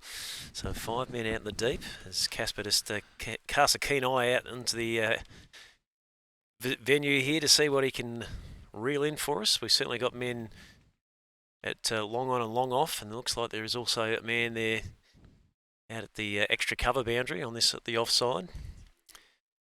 John Short's just making sure he's got them all in the right places. So 4 for 124, Walsh is 4, Lavender 6. It's wide, it's outside the off stump. It's not connected, but it'll be called by the umpire as a wide. So that's the way they want to get going here for a start. Yeah, with that field, as I said, you described it well. It had the classic onside of deep square leg, deep mid wicket, long on, and then long off as well. Oh, a bit of a stop in his run up there. Not too sure whether he was casting an eye to the non-striker backing up there potentially. We saw almost the M word come into effect last night while you were out at dinner, I reckon. Really? Yeah, Okay. yeah. Didn't take it, but he certainly made the non-striker aware that he'd let go a little bit too early from the other end. This one's lofted out into the deep on the offside. And a bit of work to be done here by Mark Laird as he'll get there and very Calypso style to underarm the ball through back to the other end. Yeah, no bails would take it off. It was just the stop of the run and just say, hey, hang on, mate. You just wait on. Back in your box. Wait your turn.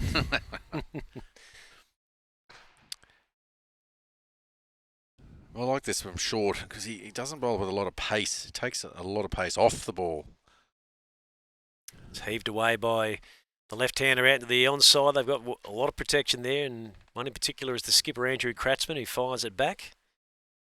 He puts himself in the deep, doesn't he? As a skipper, he's not hiding in close. I think potentially there's a broken finger.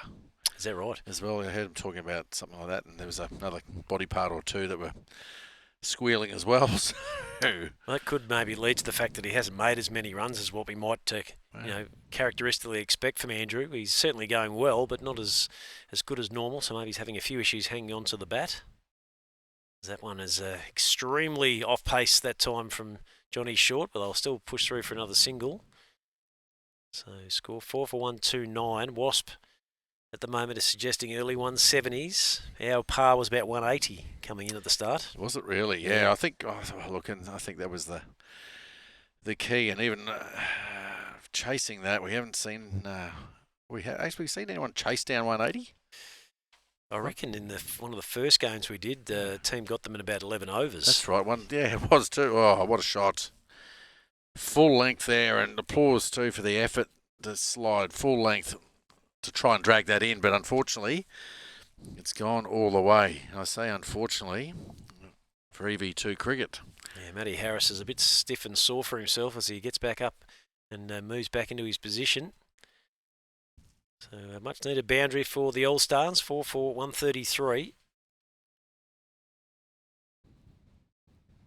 As we can see, Walsh just backing across and heading towards the man there at backward point, just on the ring. They'll pick up another single. I like the way it's rotating.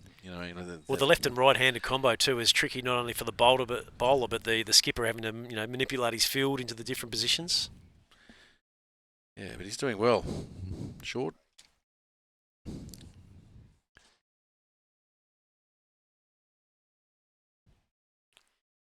Throws that out around the leg side. It's dealt with comfortably by Jason Lavender, and it looks like it might just get away. Although the big fellow Fernandez is just going to reel it in as he'll fire it back. And it's a good running between the wickets.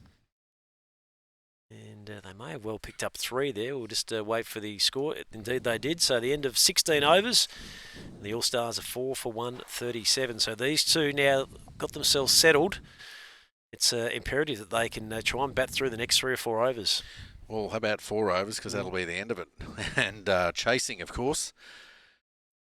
Or setting, I should say. Setting that total. Looking, it's got I mentioned the word platform before too. I think it's a really good position that they've put them in here. A few wickets in hand as well. And they've just sort of got a bit of a feel, a sense of what to do. I was keenly overhearing your convo about the wicket keepers and how Adam obviously changed the game, and a lot of other blokes that came out of post that era. We think of Baz McCullum, of course, Joss Butler from the UK. There was quite a few that came onto the scene that just really took it on when they got out in the middle. They were basically a batting wicket keeper, weren't they? I know they were a great gloveman, but they were making the list bat all the way down to 7. Yeah, and I just think that the position we started looking for keepers that had to be batsman. Instead of, you think back to your Rod Marsh, and I suppose the skill behind the stumps was always number 1. Marshy was handy as a bat, but he wasn't a regular big scorer of runs like Adam was, and I guess it was always a tough gig for Brad Haddon, who followed on after, but I thought he was outstanding as well. Oh, absolutely. So it's led as the ball's heaved away. It was going to go out towards the fine leg boundary. They'll get 1, and that's all they'll get, because some good work there by Grant Nelson to get it back in quickly. Yeah, the Wasp. It's been pretty consistent, hasn't it? That's sort of over 170. Of course, the score predictor. As Walsh is hitting nicely through the gap onto the offside, but they do have men patrolling the boundary out there at cover. Willie Moggs is the man as he brings it back into the bowler and just the 1.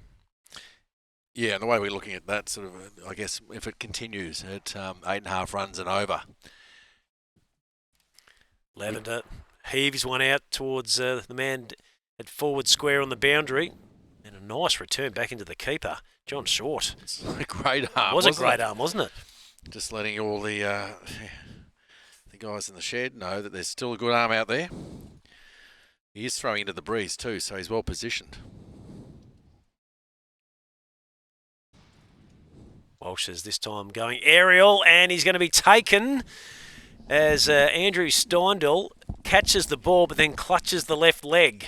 So I don't think he's come up really well physically after that effort, which was a good catch. He was out of position initially, maybe just a bit of cramp, I'm hoping. So he's just trying to work over that left leg. But another wicket falls here at the Mildura Sporting Precinct. And that's exactly what EV2 cricket we're looking for as we see the replay of the delivery.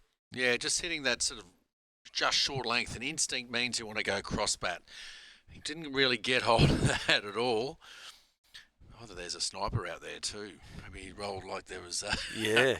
I think he may have just plugged in the surface and maybe, I won't say hyperextended, but sort of a bit of a flex or a bend of the knee as he went to ground. Hopefully he'll be okay to continue. He's just taking some fluid, some liquid refreshment, maybe some pain relief just to try and get him through the back end of the innings. From here, it doesn't look like it's beer though. He's not icing from the inside? No, that's what he'd like to. That's still to come. Muck around. No, definitely definitely some water there. Just give it a rub and just get on with it. So new man is Pranatha Mudalij. He's batting at 7. 5 for 140, so another fresh man out in the middle. EV2 Cricket will be just keen to try and put the brakes on here in the last couple of overs. Keep that score around the 160 mark, and they'll feel that they've got the men in the shed that can get that job done. Mudalij is playing and missing outside the off stump, so this has been a really decent over, hasn't it, from Mark Laird. Picked up the wicket and just the 3 runs from it so far. Yeah, with the ball to go, it's been outstanding, really, at this stage of the innings. This time he's turning it away onto the onside, looking to find a gap, and he might have even gone all the way there. It's a fantastic shot. Signalled as a boundary, I reckon, from the umpire. No, it is 6. There we go. We just had the confirmation. So good start for Pranatha Mudalij. Gets underway with a maximum, and the score is 5 for 146 after 17. We were just talking about that over. They've been really good. And Of course. Yeah, cursed another one. You sure did. But I think that's with that the 6 there, as we said, about you need that boundary every over. It's got to come there, and great to see, and not given a lot of pace to work with. Who's got in a real good position early. Did Mudalij. Just managed to spin around, but yeah, they went really square too. Man in deep mid wicket, deep backwards square, so runs every time. Threaded the needle beautifully, didn't he? As we wait for Kratzmann just to set up the field again for Ashley Sipple, who's been a really good performer with the ball across the tournament. He's so far bowled 2 overs, 1 for 15. So that's good going in this format of the game. He is the master of pace-off, isn't he? Yeah. He can bowl some remarkably slow deliveries. It's almost like a back spinner. Yeah.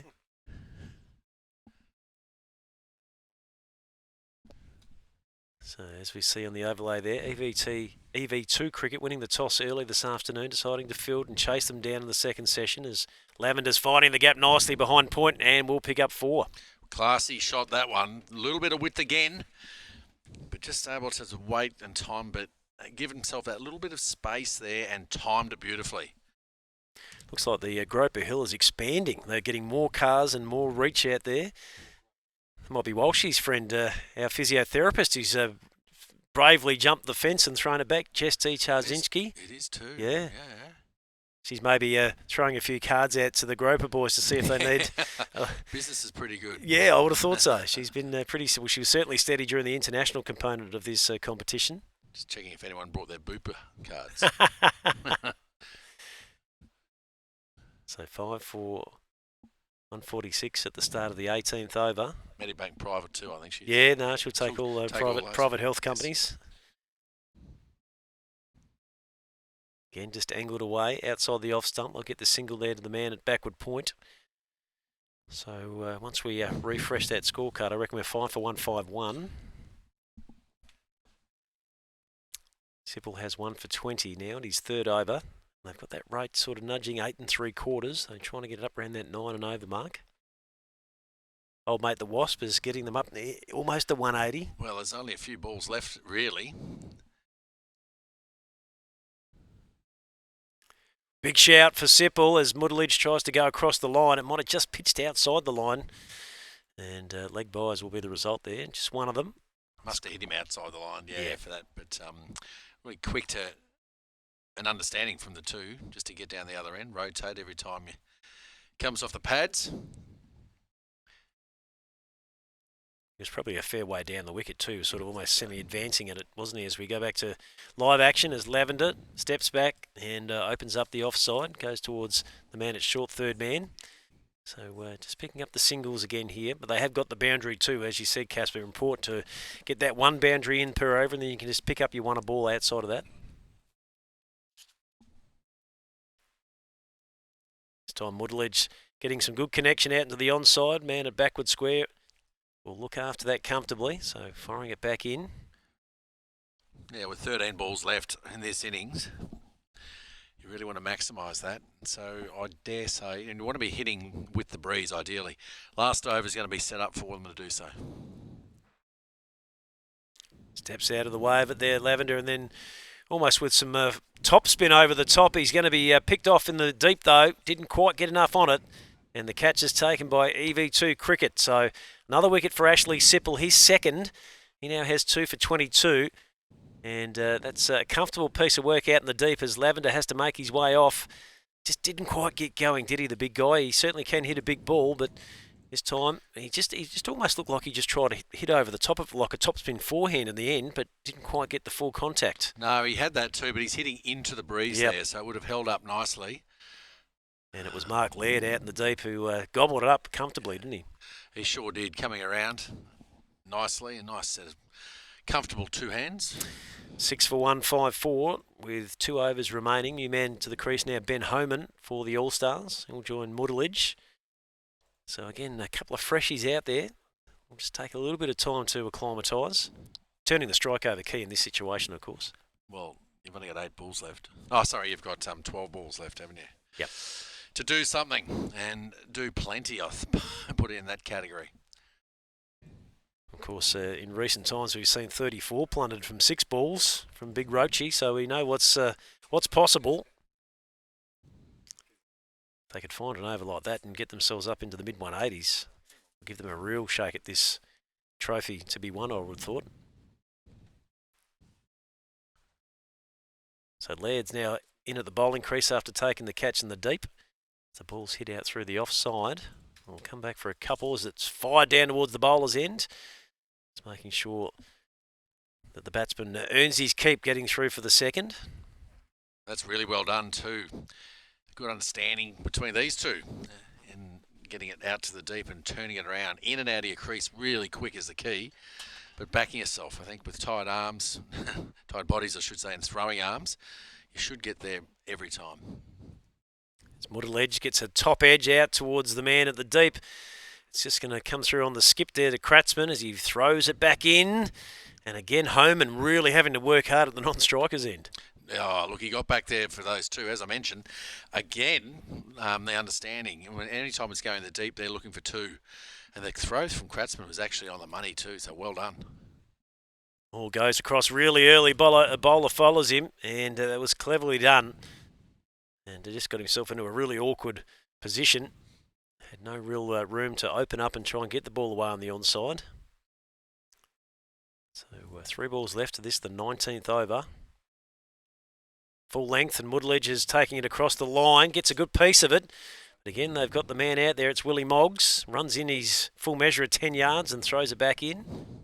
Might have done with a relay there, perhaps, Will. So this is good going from Laird, though. 5 runs only committed from the 4 balls so far on the over. The key is to finish off here. You just don't, from the bowling point of view, and EV2 cricket side of things, no more boundaries. Straight back to the bowl. That's well bowled for Mark Laird. So he's just got one more piece of his assignment left to finish off here. End of his 4th over. 6 for 159. Run rate's at 8.44. Pull outside the off stump, and Homan's hitting down the ground. They've got protection there, so they'll get through for 1. So 19 overs gone, and the score is 6 for 160.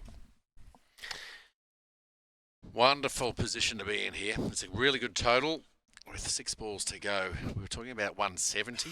I know you spoke earlier about 180 even.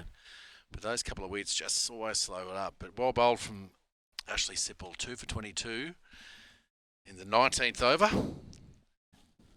It was great stuff. So to finish off the very last over of this innings, just looking.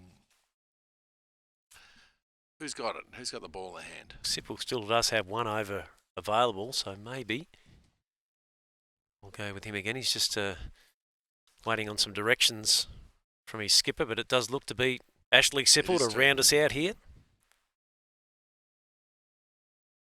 As it hits the pad, they'll scurry through for the leg by, and Sipple energetically follows through and picks it up. He wouldn't want to take a chance on his arm based on what we've seen. We've seen him pretty good. He's moving really well, isn't he? And look, apologise. I think I said he bowled the 19th over. He's actually bowling the 20th. Yep. 20th over. And so his bowling, the numbers are pretty good here.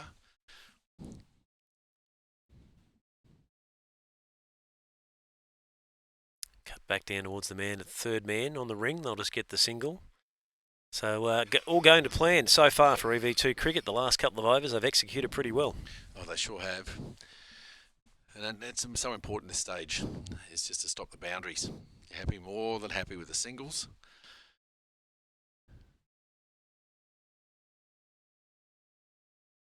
The ball's lofted down the ground into the onside, just on the bounce. And the fielder doing a nice job there to get it back in. So once again, just another single added to the tally. 6 for 163. See if Mildura can find something here and clear the rope. As he swings again across the offside. As we wait for the fieldsman to come in. And again, that side skip throw coming in. And that's right over the bars. That's great work. That's John Short out there again. Oh, no, sorry, I apologise. That's actually Mark Leard. He's got a good arm, hasn't he? Doesn't he just? Yeah, powerful.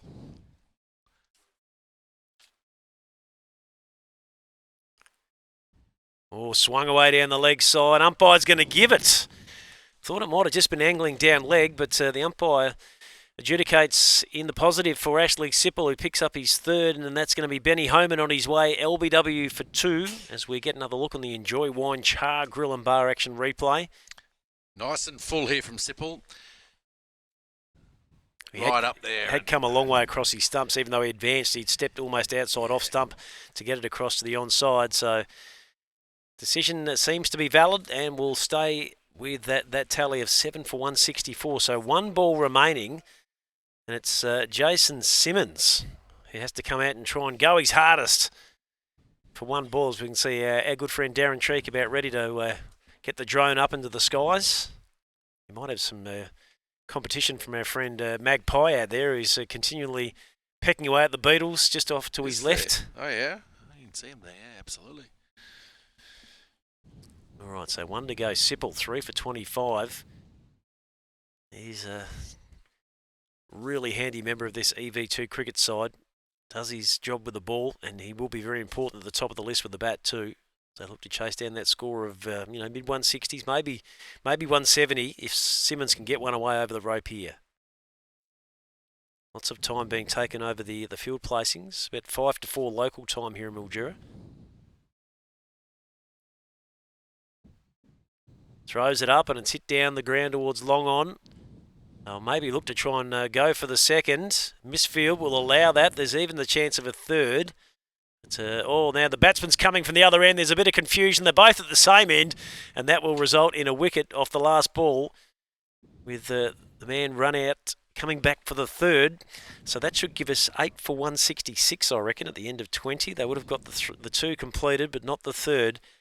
And probably a mid-range sort of scoreline, I guess. They would have hoped for more than that going in at the start of the session, but it's on the board, I guess, and that's important in a final, isn't it? Oh, it's certainly vital. And the reason I say that is I actually think they'd be really happy with that total. Yep. 166, 167 to win. We'll have a look at that. The misfield went through the arms, and now they throw it back to the bowler's end now from the strike. Oh, sorry. They were just going through trying to get that extra run, just if there was one more misfield. And see you later. Okay, so we might just see if we can get the magic button quickly, boys, to wrap up our scoreline here at the interval, as we'll take a 10-15 minute session break here. RJR All-Stars wrapping up with a score at 8 for 166 after 20. We'll quickly go through the card, Casper, and see who were the leading lights. Kosnek, of course, the main man at the top with 79 from 46. Wilton was out, caught a dummy bowled Fernandez for 20. Stone caught and bowled Short for 6. Lavender caught Laird, bowled Sipple for 18. Hancock was run out without scoring, unfortunately. Walsh made 13. Caught Steindl, bowled Laird. Mudledge was not out, 14, and the final 2 to fall. Homan, LBW to Sipple for 2. And Simmons was run out for 2. Our bowlers, Ashley Sipple, 4 overs, no maidens, 3 for 27. And at the top, Dylan Fernandez really doing a number from the Deakin Avenue end, 4 overs, no maiden, 1 for 10. So when we return, the EV2 cricket outfit will require 167 runs for victory. We'll see you back in around 10 or 15 minutes.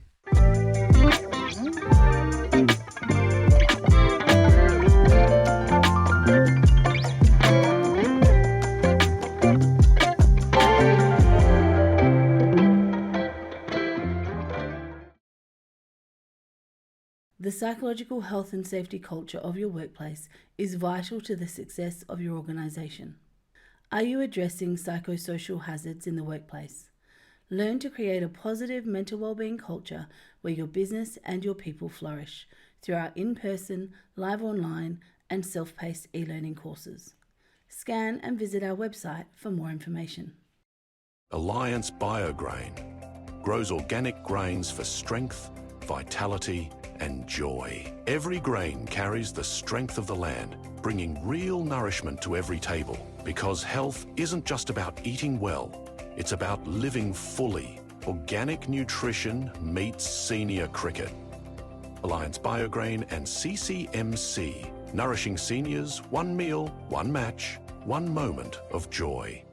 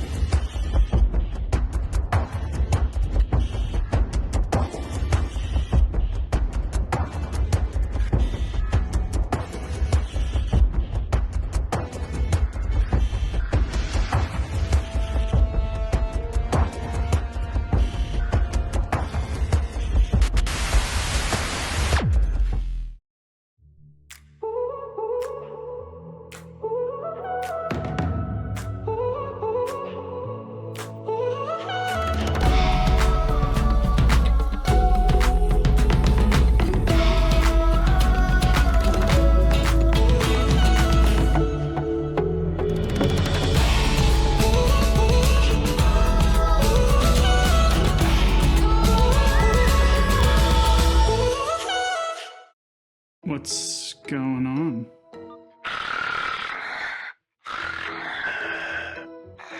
That's you. What do you expect me to do about it? It's time. It's time to see my mates at CPAP Direct.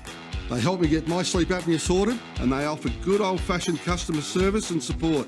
CPAP Direct not only have the latest technology in sleep testing, CPAP machines and masks, they can help you too. You can leave the mask on.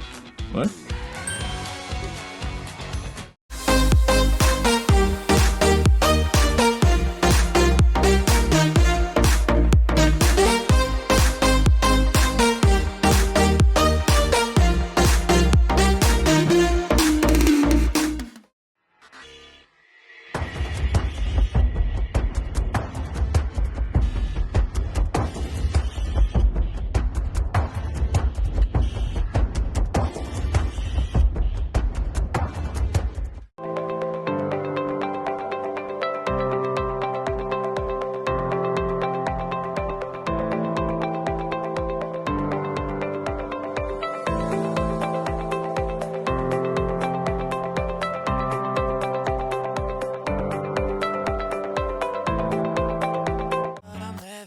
Say I'll never waste my time. I'm all you want. Oh, yeah, we live it up. I know for sure that I'll always. G'day and welcome to Mildura, the capital of tropical North Victoria, where adventure awaits you around every bend. But unlike Queensland, you don't have to worry about crocs. Epically wide river that goes forever. Perfect for water sports. Your next adventure is in Mildura and it's just a short flight away. We'll see you there. It begins with passion. It begins with Yashi Sports. Canada's home of cricket, trusted by players worldwide.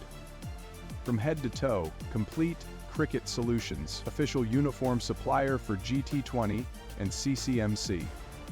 For every walk to the crease, for every bold start, for every fearless shot, Yashi Sports. Canada's home of cricket.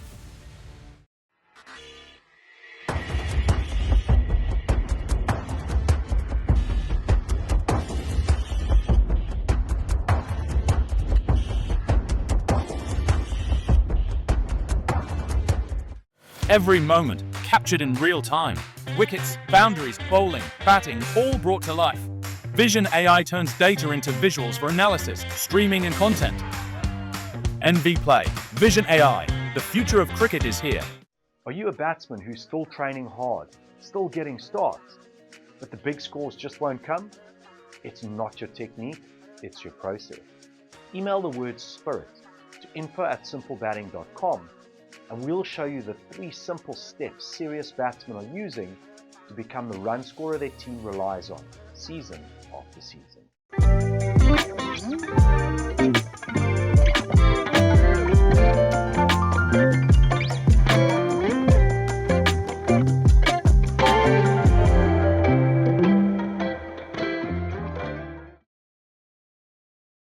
The psychological health and safety culture of your workplace is vital to the success of your organisation. Are you addressing psychosocial hazards in the workplace? Learn to create a positive mental wellbeing culture where your business and your people flourish through our in-person, live online and self-paced e-learning courses. Scan and visit our website for more information. Alliance Biograin grows organic grains for strength, vitality and joy. Every grain carries the strength of the land, bringing real nourishment to every table. Because health isn't just about eating well, it's about living fully. Organic nutrition meets senior cricket. Alliance Biograin and CCMC, nourishing seniors, one meal, one match, one moment of joy.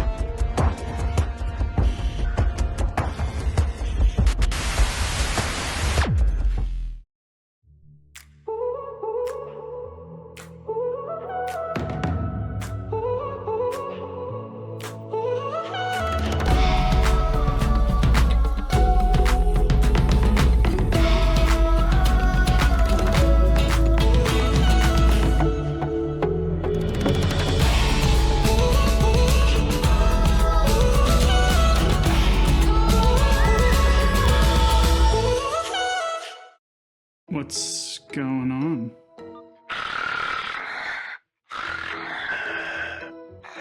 That's you. What do you expect me to do about it? It's time. It's time to see my mates at CPAP Direct. They help me get my sleep apnea sorted and they offer good old-fashioned customer service and support. CPAP Direct not only have the latest technology in sleep testing, CPAP machines and masks, they can help you too. You can leave the mask on. What?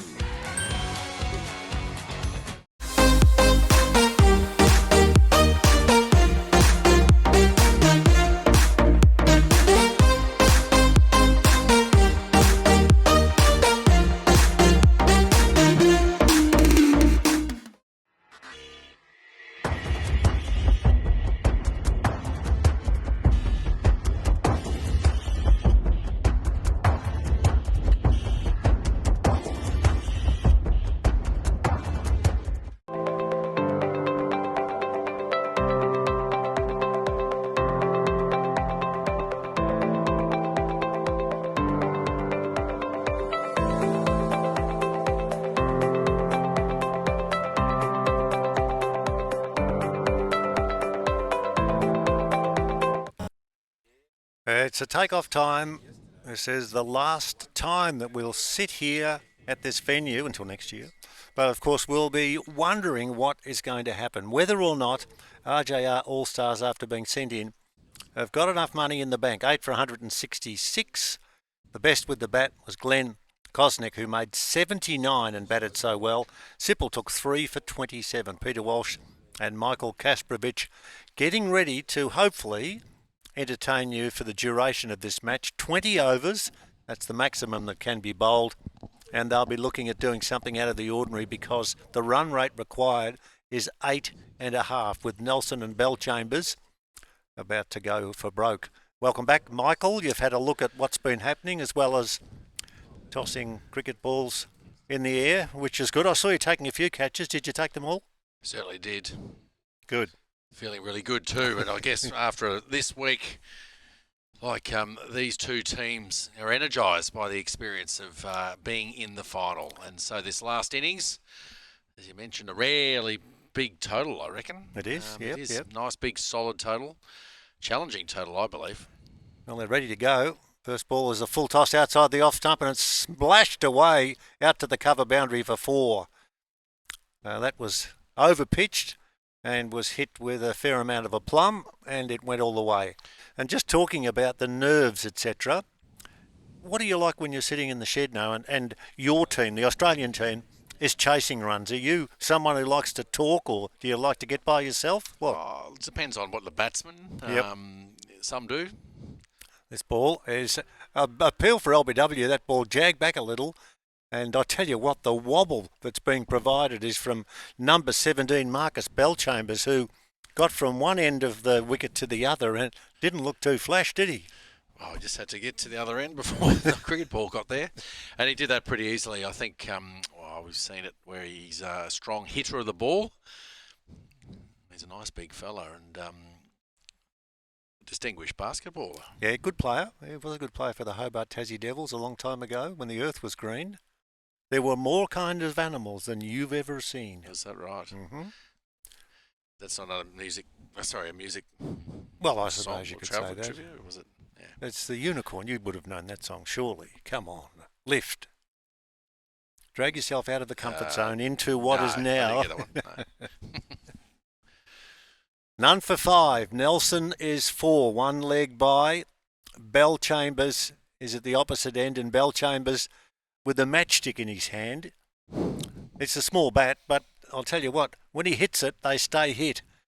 But really good to catch up with him. I called a lot of basketball in Tasmania when he played down there, and he's a big man when he stepped on court. He knew how to play the game, and he knew how to shuffle into an offensive position under the basket and brush away opponents because of his size. You'd love to see that same metaphor of knew what he could do on the basketball court and transfer that into the cricket field right here this afternoon. First over, just the 5 runs off it.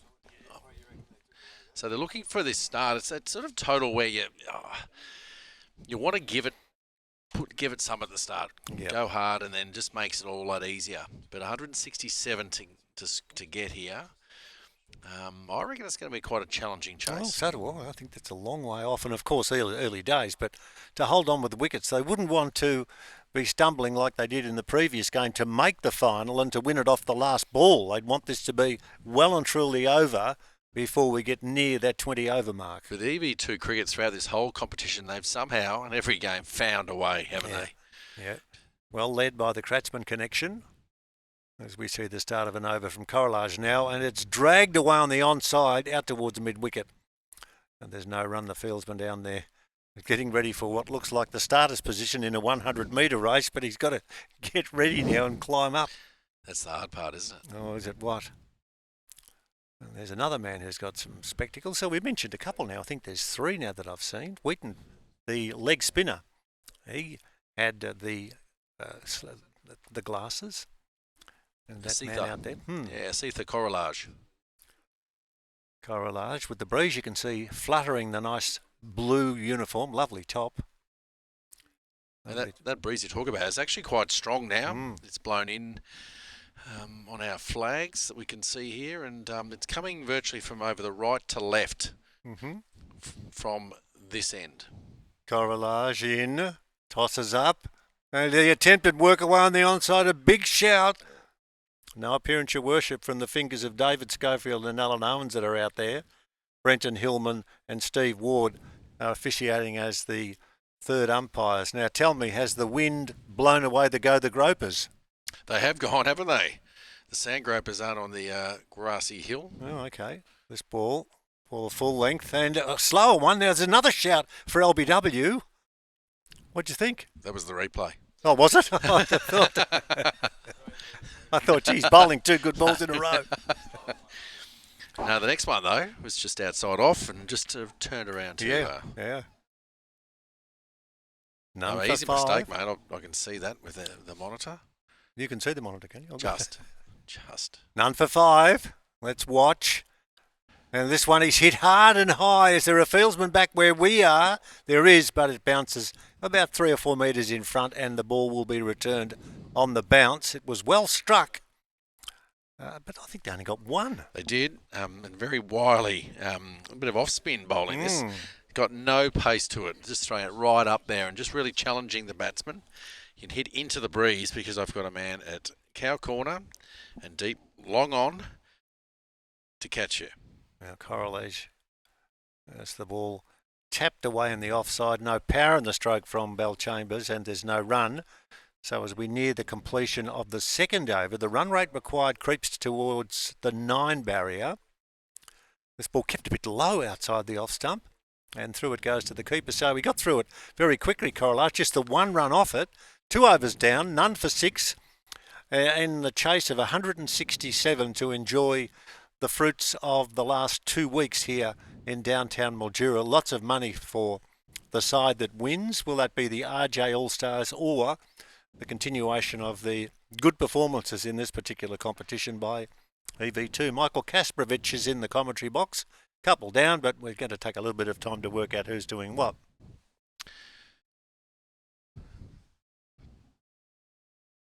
Is the breeze still crazy? You were out there walking before. Yeah, it was. It was actually it blew a lot. Hat was on very tight though, so it wasn't coming off. Good. Stone coming in again. He delivers. Wide of the off stump, cut hard into the ground. No power in that stroke. It just off the inside edge bounced and nothing happened.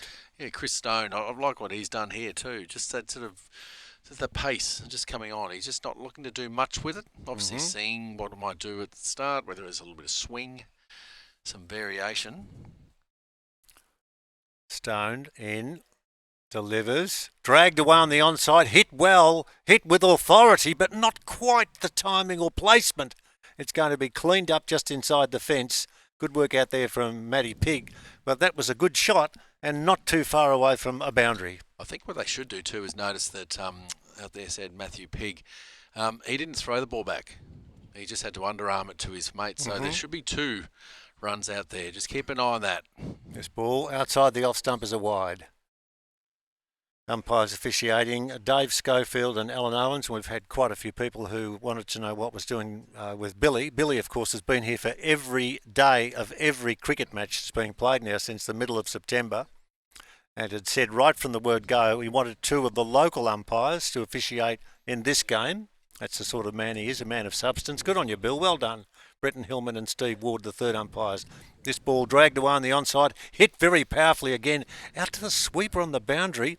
Another neat pickup out there. Gee, the fielding's been good, hasn't it? Yeah, it has been. It has been.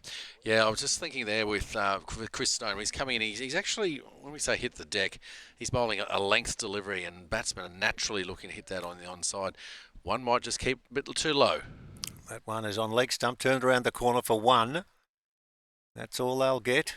Nearing the end of this 3rd over.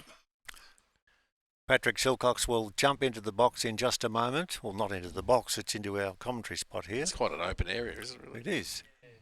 Yes, there's basketball courts. There's 10 squash courts, not squash courts, netball courts to our left. Quite spectacular. None for 11. This ball wide of the off stump, a play and a miss, and a wide is called.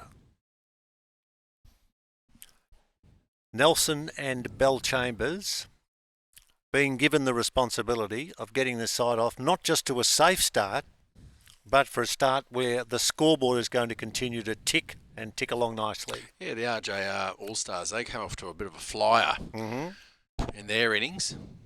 Stone in bowls, and he dropped the bat, I think. It's gone for 4. That was interesting. I'd like to see the slow-mo here. I just thought out of the corner of my eye that the bat fell out of his hand. That's exactly what happened. Swung it that hard that it just swung it clear out. Fortunately, it didn't go back anywhere near the set of stumps. Just as well. Oh, exactly. Well, let's have a look and see. Can we get a replay? I'm not sure on that one, because that's the end of the over. He's picked it up and he's all set to go. No, here we go. Last ball of this over. This was the second last ball, and tell you what, it nearly went back onto the stumps. How'd you be writing out hit wicket with that one? And it's gone. What's happened in the finish? It's 4. The last ball. Yep. Last ball. That's the end of the over. So we've gone through 3, and it's no wicket for 20 with Nelson on 16 and Bell Chambers on 1. This is the final here, the only one that really counts. What I'm living for, say I'll never waste my time. I'm all you want. Oh, yeah, we live it up, I know for sure that I'll always. G'day and welcome to Mildura, the capital of tropical North Victoria, where adventure awaits you around every bend. But unlike Queensland, you don't have to worry about crocs. Epically wide river that goes forever. Perfect for water sports. Your next adventure is in Mildura and it's just a short flight away. We'll see you there.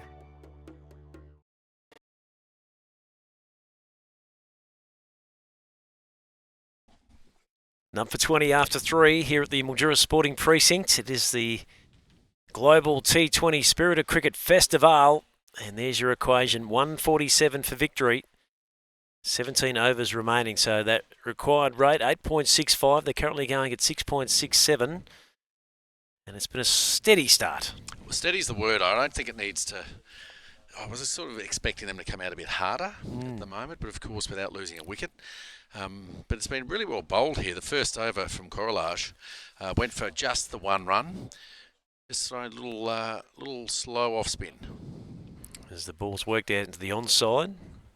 Man at deep mid-wicket does his duty. Nelson's been pretty restrained so far because what we've seen from Grant is that he likes to go hard at it. So I feel like he's just holding himself back for the time being. And at some stage, he's just going to go gangbusters, I reckon.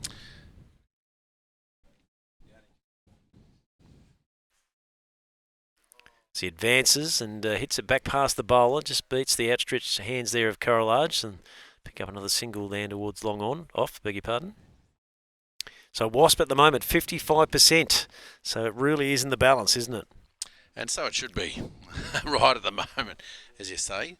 It's actually, could go either way. Bell Chambers just done by the lack of pace in that one. All he can do is just bunt it back to the bowler. I really like what he's doing here because he's bowling, and if you want to hit it, you want to hit it hard, you got to hit it into this strong breeze. That in itself is a challenge. Oh, it's hit the pad, hitting across the line. Umpires shaking their head. So the question was asked there by the All-Stars. And I feel like Big Marcus just likes it coming on. He just wants to hit straight through the line. So with the pace off, he's really finding it hard to adjust at the moment, isn't he? Yeah, most batsmen do like the ball coming on. It'll be interesting to see if he uses his feet to get down and get some momentum. Turns it away into the onside, just backward a square, so they'll get through for the 1. So I'm saying that by when I say charging down the wicket, using it down there, get it on the half volley, but that forward momentum into it can really provide some power. I like to see them do that, but look to hit straight down the wicket.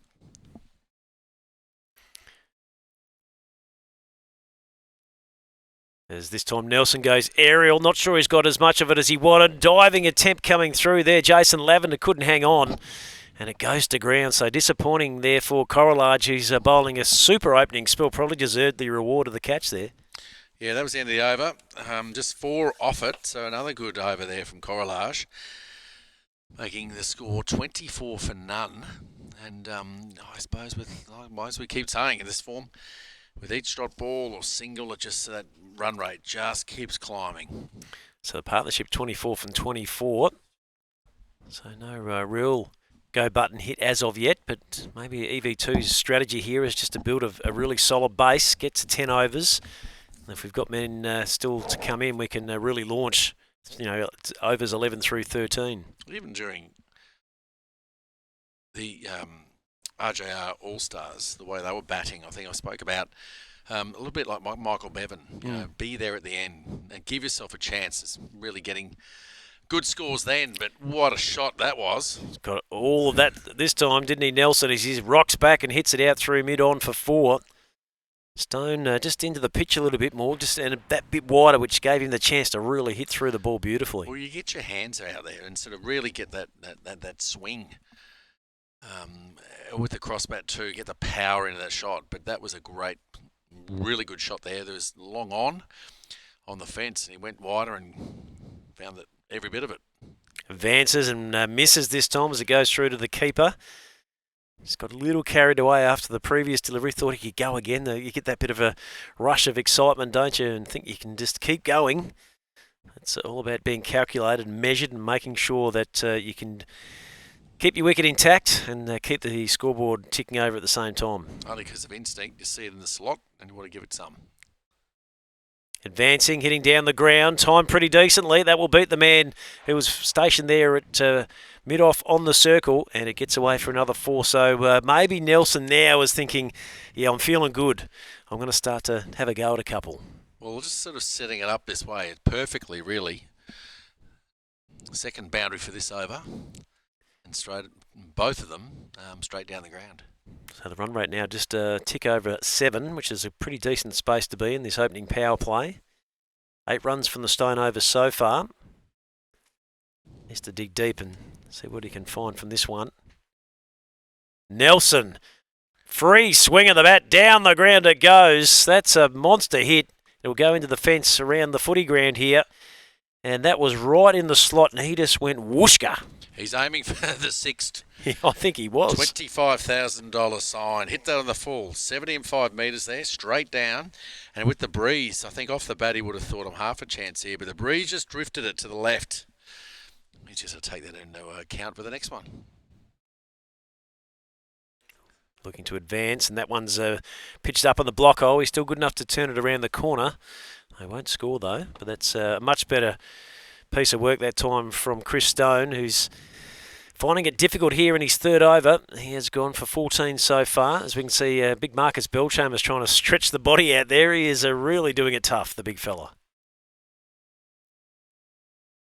Swing and a top edge over the top of the vacant cord, and will get down to the third man rope for 4. What an over this is. 18 runs from this over, and the runs are coming, and it looks just like it's coming a bit easy for Nelson. So end of 5 overs now, none for 42. Nelson 36.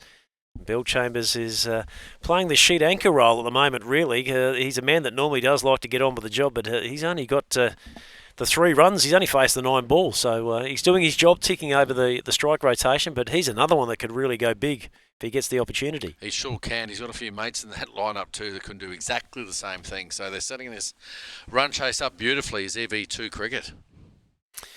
So Correlage is really got some momentum rolling his way, bowling from that Deakin Avenue end. He's going to continue now with his third. I reckon they'll look to try and squeeze his 4 straight out at the top here.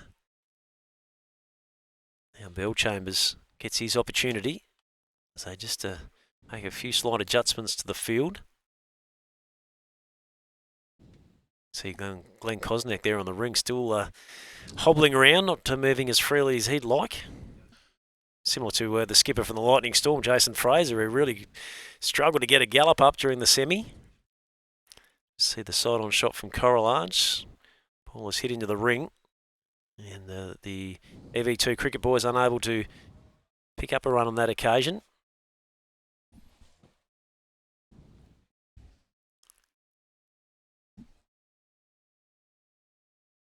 This time the ball's just pushed out onto the wicket square on the offside. They'll try and hustle through. I reckon the big fella was in all sorts of trouble. Has it taken? No, it hasn't. But he was almost running straight through and off the ground because a direct hit would have seen him short of his ground.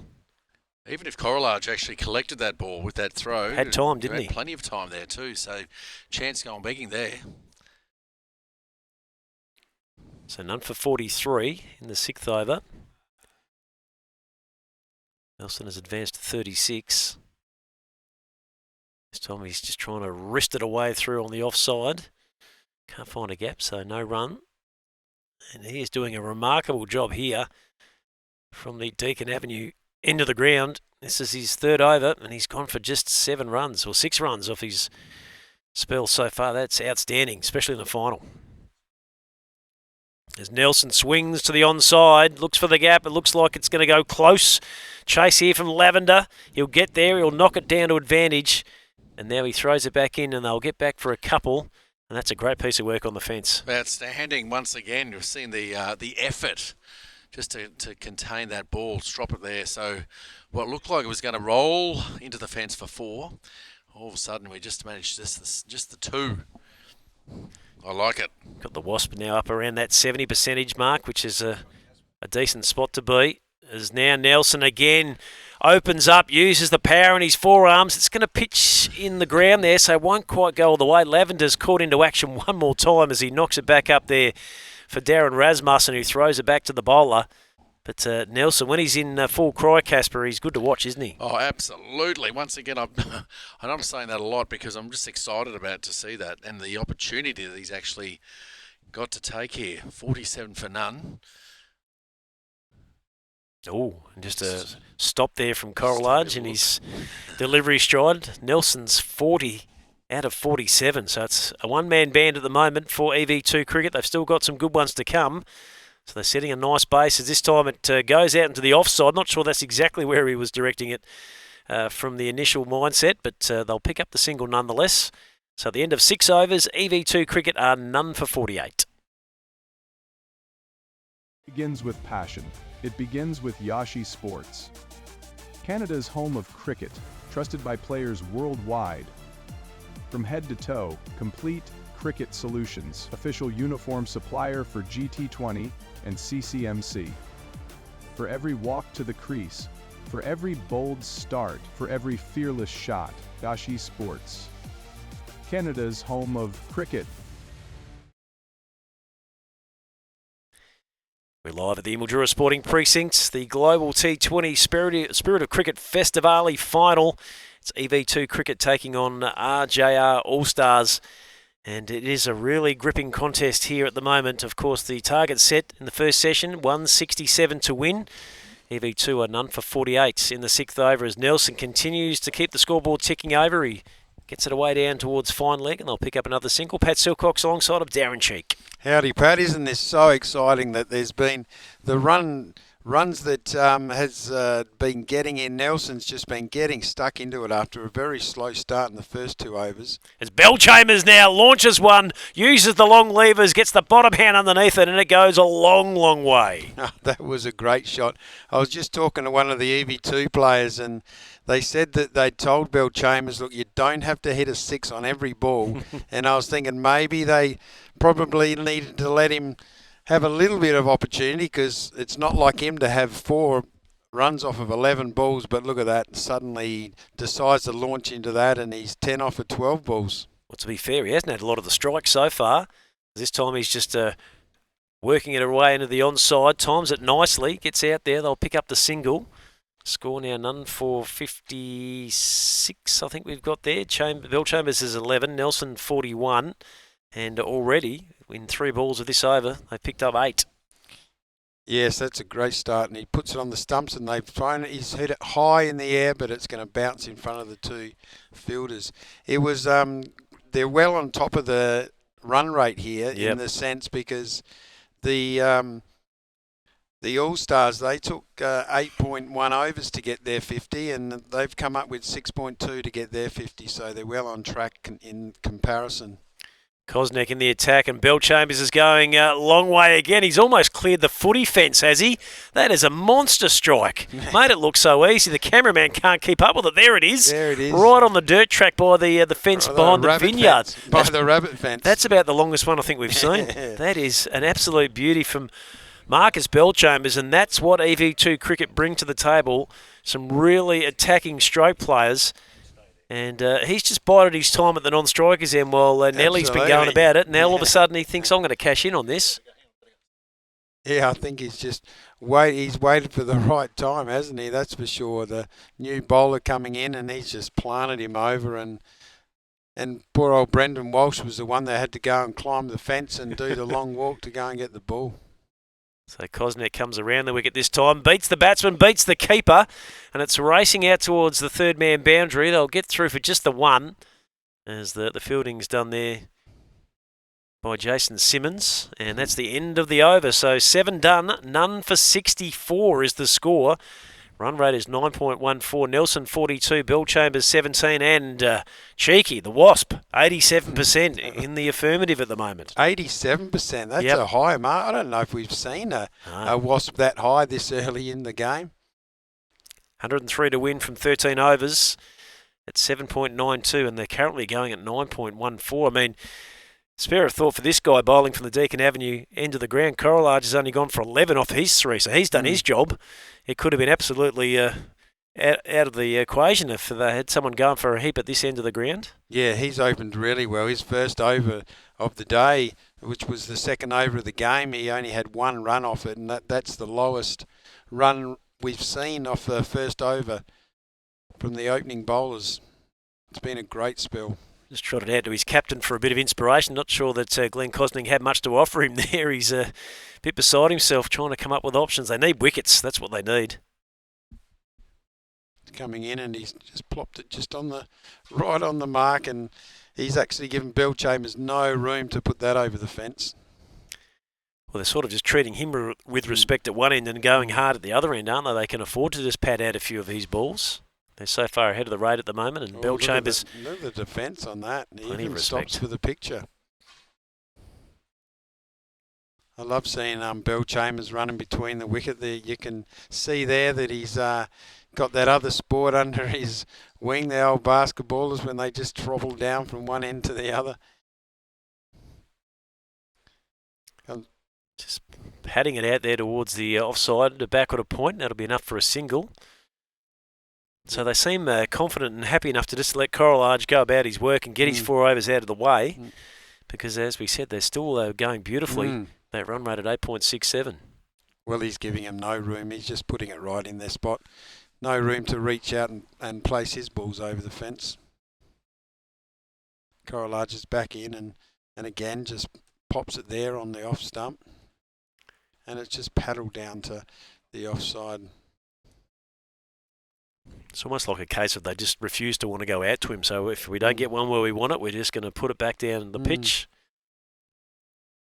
He's really thrown that up, but he's thrown it up too far, and it's a full toss that's easily turned behind square. Yeah, good shot from Nelson. Just sweated on the bad one, didn't he? And that time it was just full and angled down the leg side. Just helped us on its way, really. Yeah, it's taken 23 balls to have a bad one. To Correlage, he'd be really disappointed with that. To near the end of his spell, his perfect spell just about, without any wickets. But that was a disappointment for him, I'm sure. He just tried to toss it up a bit too high, didn't he? And just maybe the wind just took it, and off the batsman took the rest. This one's going away from the right-hander as Nelson just pushes it out into the offside. And they'll pick up another single. So 8 overs done. Score is none for 70. Nelson 47. Bell Chambers is 18. And the Wasp has got them at 87% chance of victory here. Of course, they've still got some really good bats to come in the form of Andrew Kratzman, Dylan Harris and Ashley Sipple. So you get the vibe that EV2 are on the cusp of maybe going back-to-back. Well, they need wickets. But many a time we've seen, as Casper likes to tell us, the belief. They just got to have that belief out there that they're going to get a couple of wickets and put them right back in the nervous area of the batsman worrying about getting out. I can't get out now because we've lost a couple of quick ones. We need to get that partnership, and that can really play on your mind, even in this Masters cricket. When you've played many games, it doesn't matter.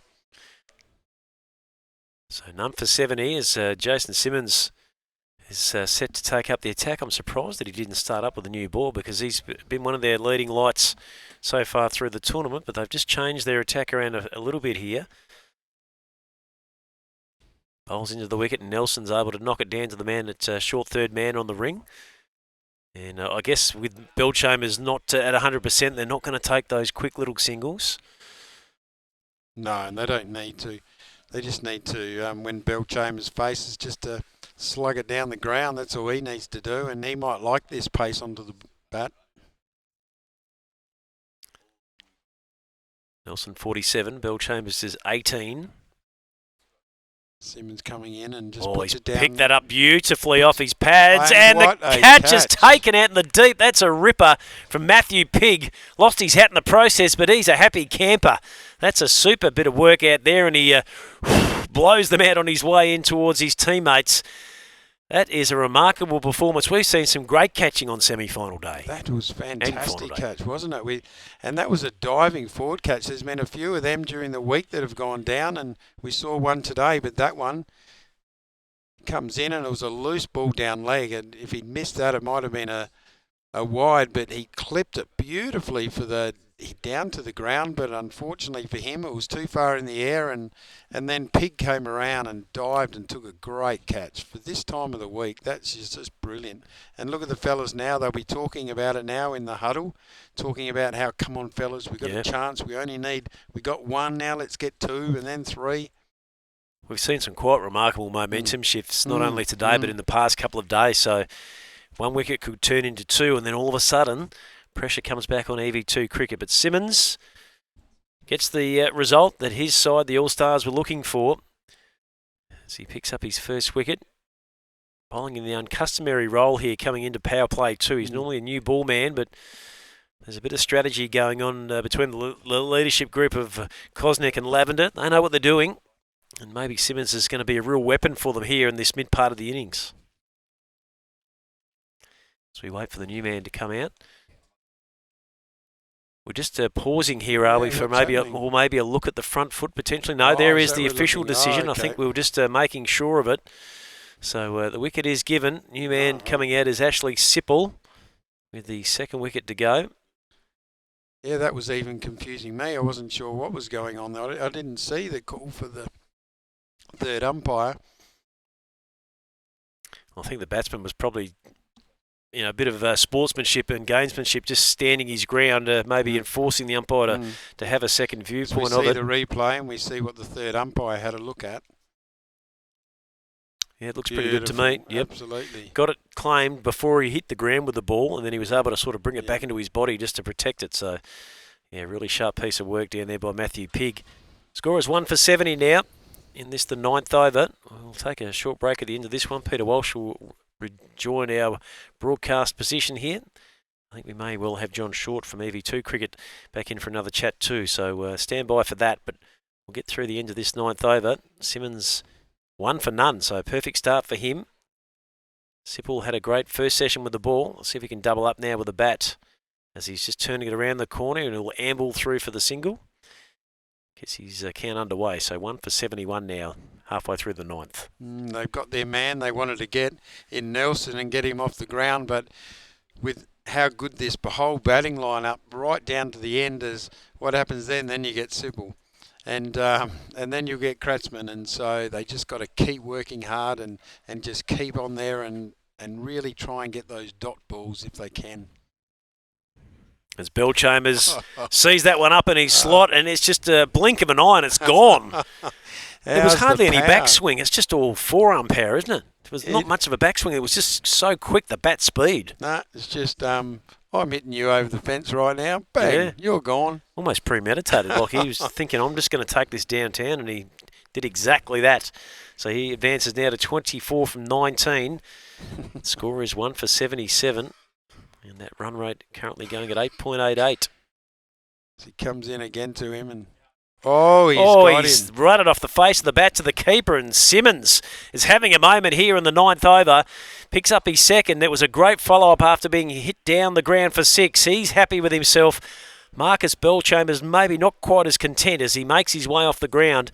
And it's now 2 for 77. What a great delivery to come back with. I even thought that it looked like the ball, as we look at the replay here, ball might have been one to punch straight down again, but he wanted to maybe just be careful and has it and tries to just turn it through that vacant slips, but didn't get enough of it, and he's taken and off he goes. Just, I reckon, had a little bit more bounce about it too. So if he did commit to going down the ground, he might have got it high on the bat. Simmons, extracting that little bit of extra kick out of the surface, and the catch what a great was taken ball. Beautifully by the wicket keeper. So it's all rolling at the moment for the RJR All-Star boys as the main man, Andrew Kratzman, now comes out to join Ashley Sipple. You feel like this is potentially the big key partnership of the game now. Well, I only said an over ago in Casper's style of the belief, and that was at 0 for 70, and now it's 2 for, so it changes so fast. Nicely accepted behind the stumps by Brendan Walsh, who's been pretty tidy in this second session. One more to go of this, the 9th over.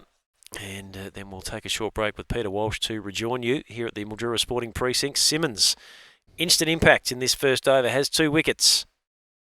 Comes in again and puts it a bit wider, and it's just defended away.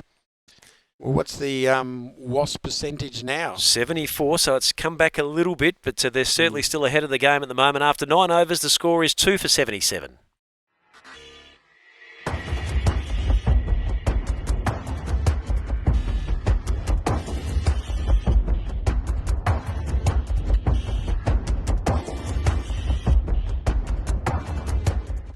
Every moment captured in real time. Wickets, boundaries, bowling, batting, all brought to life. Vision AI turns data into visuals for analysis, streaming and content. NV Play. Vision AI. The future of cricket is here. So there's your equation. EV2 cricket needing 90 runs from the remaining 11 overs at a rate of 8.18. 90 off 11. 8.18 is the equation.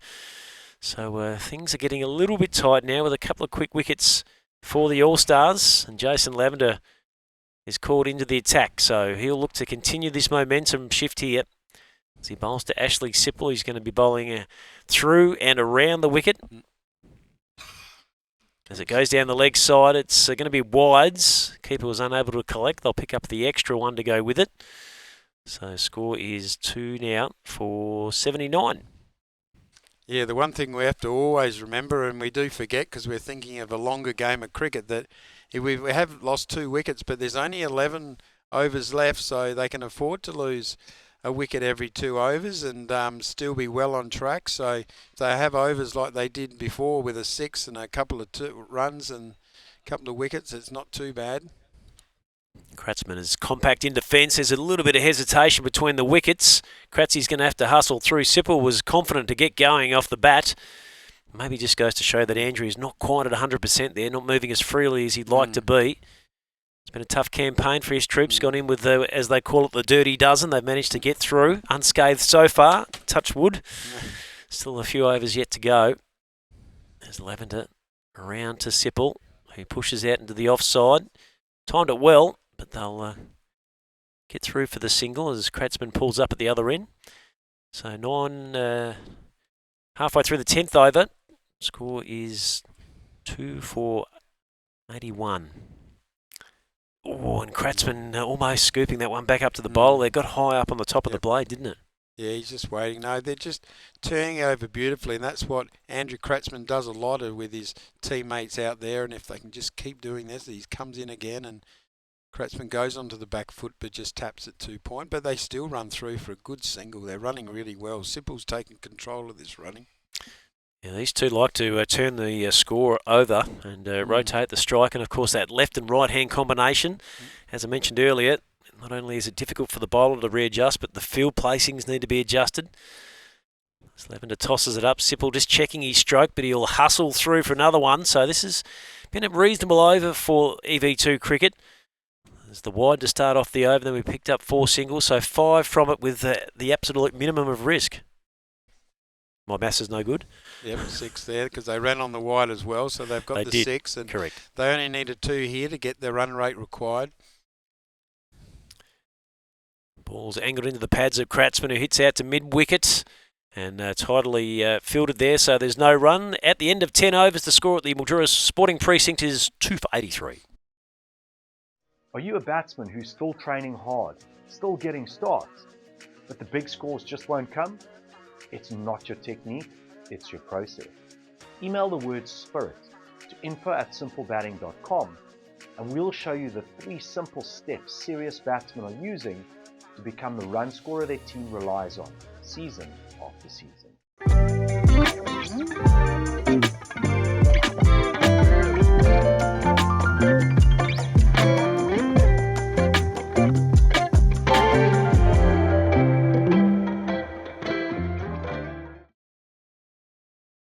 The psychological health and safety culture of your workplace is vital to the success of your organisation. Are you addressing psychosocial hazards in the workplace? Learn to create a positive mental wellbeing culture where your business and your people flourish through our in-person, live online, and self-paced e-learning courses.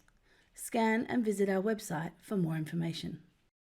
Alliance Biograin grows organic grains for strength, vitality, and joy. Every grain carries the strength of the land, bringing real nourishment to every table. Because health isn't just about eating well, it's about living fully. Organic nutrition meets senior cricket. Alliance Biograin and CCMC, nourishing seniors, one meal, one match, one moment of joy.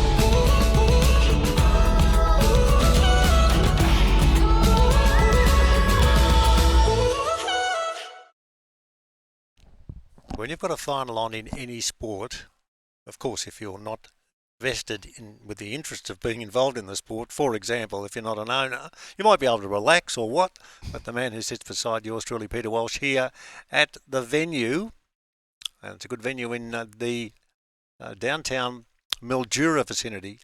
The score is, in the final, 8 for 166, that was the RJR All-Stars, and in the chase, let's have a look at the score now. It's 10.2 overs down, and it is 2 wickets for, let's just see the score change over, with Sipple on 7 and Kratzman on 2, and it's a thrill to welcome to our coverage of what's been happening out there. Someone who's, yeah, well, he's been a bit tough as a Roman sandal earlier on as I introduce you again. John, thanks for popping in and saying hello. Yeah, thanks, Peter. It's, getting pretty exciting.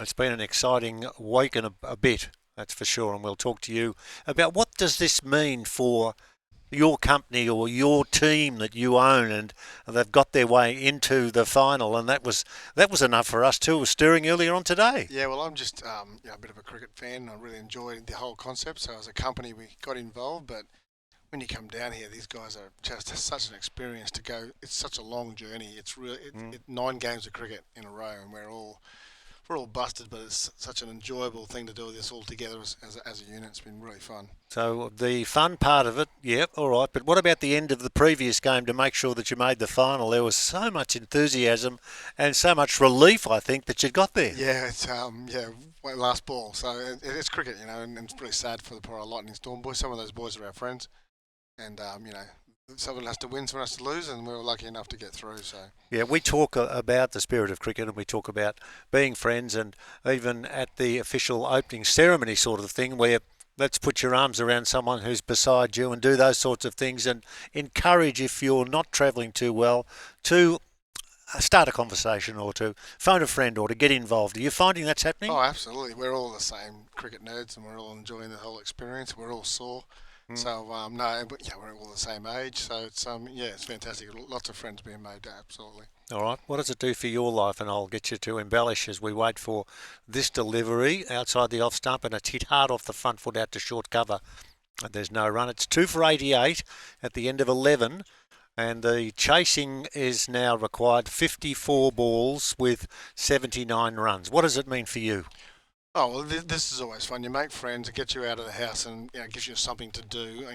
As opposed to it's an experience, but it's also a good excuse to get fit. Mhm. So all the guys know this was coming, so they all did a little bit extra. We probably all lost a bit of weight, and some of us went and sorted out CPAP machines. And Oh, right, that's good. With our sponsor. Well, CPAP how's Direct. the sponsorship going? Oh, it's fantastic because like I said, I had mentioned earlier in the week, CPAP Direct were good enough to give us actual cash to help our players with their travel costs, and we explained to them that there's plenty of our healthy men that have the sleep apnea issues, and they're really good people. They help me out. So Well, I don't think there's any embarrassment in it. I'd No, never it heard shouldn't of it before, to be honest, and then had to go through a few tests, and I've now got a machine because I'm told I need one because I suffer from sleep apnea, but I'm well looked after, and that's the whole deal. That don't be afraid to ask questions if you've got an issue that can be resolved. Yeah, I think people think it's more of overweight gentlemen or unfit gentlemen, but there's half of these guys out here now we're discovering. I think your throat just gets a bit old, or however it works. But look at these guys; they're fit as fiddles. They're running around. They've had 9 games in a row. Yeah.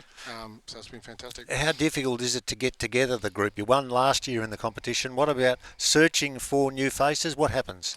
Well, we retained everybody who was available to come back. We retained them all. We said if we can win it together as the same unit, it'll be fun. If we lose it in the same unit, well, it'll still be fun. So we retained them all. A couple of guys couldn't make it, of course. People got new jobs and couldn't get time off work. But we've introduced a couple of new ones. Belly and was out there batting before. We got Mark Laird came in. He was good. Andrew Steindl has been fantastic. In fact, some of those guys have been our best players. So yeah. So then the competition finishes and people go to different states and they're not all living in the one area. What does it do for your point of view then? Do you then have time away from cricket, even with your interests? Well, yeah, you do get a little bit of, you're just about over it by the time you finish. but yeah, like we always joke, on Monday you might hate cricket, by Tuesday you can't wait to go to training again. So we'll let our bodies heal a little bit, and then we've all got nationals in about 6 weeks. It's not far away, is it? So everybody's going to sort of go back, get rested, play summer cricket, I suppose, with their clubs and get back into it. It's all good fun. 2 for 91. 1 ball to go in this over with Sipple on 10 and Kratzmann on 3. The target, 76 to win off 49. This ball turned away on the onside for 1. That's all that will be taken. What do you like at watching? Can you sit there and just take it all in, or do you jump about the place? Do you get nervous? Well, I've always been an all-rounder, and I'm generally, getting ready to bat, and because of my hamstring, we've decided I'm just not going to do too much running between wickets, and but it's terrible. I feel like just going to hide in the dressing room and let me know how it all goes. There's not much I can do about it. I just watch the cricket. So yeah. No, fair call. It's 2 for 92 here at the cricket, and I've got with me in the commentary box John Short, who is the owner of EV2. Probably should also. Sorry. Yeah. I should probably also mention that we like I said, we got sponsors and I do want to thank them in front of as many people as possible. Well, off you go. Cooper Cricket with the bats gave us some money again for our players, and our bats are obviously they're doing the job so far, but they got us to this point. And we got the Optus gave us a little bit of money, which was great, and Morris Trimming, which is just a gentleman in Townsville who plays at our club and helped us out with some money. So just want to thank all those guys. Is it now? Is it an easy product to sell? Now you're talking about those that their better days of cricket will have passed on, but as the age ticks over and they have to blow more candles out, they could go into a different form because of the ages that they have now reached, and there's stepping stones ahead of them. Oh, all of these guys, don't forget, go back to their clubs. They're usually presidents, or they got kids in the clubs, so they're heavily involved in their cricket communities, and obviously. They're usually fairly leaders of their own communities. They're all the better cricketers in their areas. Yeah, and just a couple of quick ones now because we want to concentrate too on what's happening at 2 for 93, 12.1. That's the overs bowled. Sipple is 10, Kratzmann is 5, 74 runs to win off 47 deliveries with 8 wickets in hand. This next ball on leg side and the attempt to whip away on the onside. That ball, not a good ball, but not punished, and there won't be any run. So what have been some of your highlights when you've been here during this time at the cricket in Mildura? Well, it's actually interesting. The highlights is after a game of cricket, you get in the bus together like a bunch of school kids, and the boys all have a bit of a laugh and a joke, and we're all on a high from a lot of hard work, and then we go back and we all talk to each other, find out what each other do for a living, or it's just nice to get to know a bunch of friends. There's a good shot down the ground from the Obviously, next ball. That's a big hit. Yeah, there you go, Crassy. There you go, Cratchy. I think that means that Cratchy's just hit a big maximum, and the man who owns the particular team, John Short, was pretty happy about that, weren't you, big fella? Well, I think obviously the plan was these two can play cricket, so if they get them in on this flat wicket, fast outfield, they can just change the gears and get it done for us, hopefully. Yep. Otherwise, the rest of us have to do it ourselves, but that's the aim of the game. Andrew said to me after the previous game, which was resulted in the last ball where the result was sorted out, he said, we've got such a deep batting lineup, everyone can bat, so I'm still confident despite the fact that we did lose wickets fairly regularly, but he wasn't making that up. He's pretty confident in the team. Yeah, we do have generally all our players in our own clubs bat, but of course you don't want to let cricket do that. You'd rather have the two guys that are in keep going, otherwise the momentum changes sometimes for the fielding team, so you kind of just want to keep it rolling on. Okay, I've got one final one for you at the end of this over. 2 for 101. And Simmons, who's been hit for a 6 and a couple of singles in this match. Or this over. This one wide outside and hit down the ground. Was there a possible catch out there? And it's hard to tell from where we are. That was sizzling off the willow. And might not have been too far away. We might get another look at that because that was hit with a fair amount of power. Went to the boundary for 4. That's the end of the over. And it's 2 for, let's have a look and see. We're waiting for the score to change. It will in a sec. Let's have a look at the replay and see what you picked up. I think it was just wide, but that Chris Stone is a very good fieldsman. If anybody had a good chance, he did. He dived to his left, and it might not have just been not for too far away from happening. That was a drop catch there, I think. Yeah, I think so. Now tell me, as we now give you the chance, what's happening tonight? Win, lose or draw, do you get together with other teams or just your team? We all have a bit of an event. We're going down to the paddles teams, I think, along the Murray River, and all the teams will get together for dinner. Obviously, last year we won it, and we sat around with a couple of quiet whiskies. Okay. Into the wee hours, and it was all good fun, and a lot of good stories from that one too. That's good to hear. Well, you've told us some good stories too, and thanks very much for the sleep apnea plug, because people need to be able to go and get information shared to you by someone from the firm, and you'll know where you are. It's about that simple. CPAP Direct, I think it's cpap.com.au, but I should know that better. But CPAP Direct, Google them, but they look after you. Go into the store. There's a store in every town. You go see them. They're really good. They're there to help you. So. Well, there you are. There's a store in every town. That's interesting. I'll go and look for a few. The bigger ones, I suppose. All right. Thanks, John. Thanks for coming up and saying hello. John's leaving us, and the score of 2 for 106. EV2 Cricket versus the RJR All-Stars. EV2 Cricket requiring 60 runs of 41 deliveries. 60 of 41 deliveries. And we're now into the 13th over as this ball down the leg side. It's punched down the ground and with a bit of power. And misfielded, so they could come back for 2 here. There's a turn and a twist and a return run for 2, which is very handy indeed. Michael Kasparovich jumping back in. I'll let Cheeky come over for a quick sec because, Michael, you'll be working your way through now until the game finishes. So don't even think about moving from your chair. 2 for 109, Sipple is 16 and Kratzman is 14. It's a nice, comfortable chair too. And I'm really looking forward to spending the rest of this exciting afternoon here. What have we got in store for us here? This chase by EV2. 2 cricketers showing us the way to do it. And Darren Cheeks. How are you, Casper? Good to see you again, mate. Thank you. Yes, this game's going along really well, isn't it? It's still a line ball game. We just have the owner of the comes in and have a look at that. He's tossed that up and he's leaned back to go and hit it and just seemed to misjudge it totally, and it's taken the top of leg stump.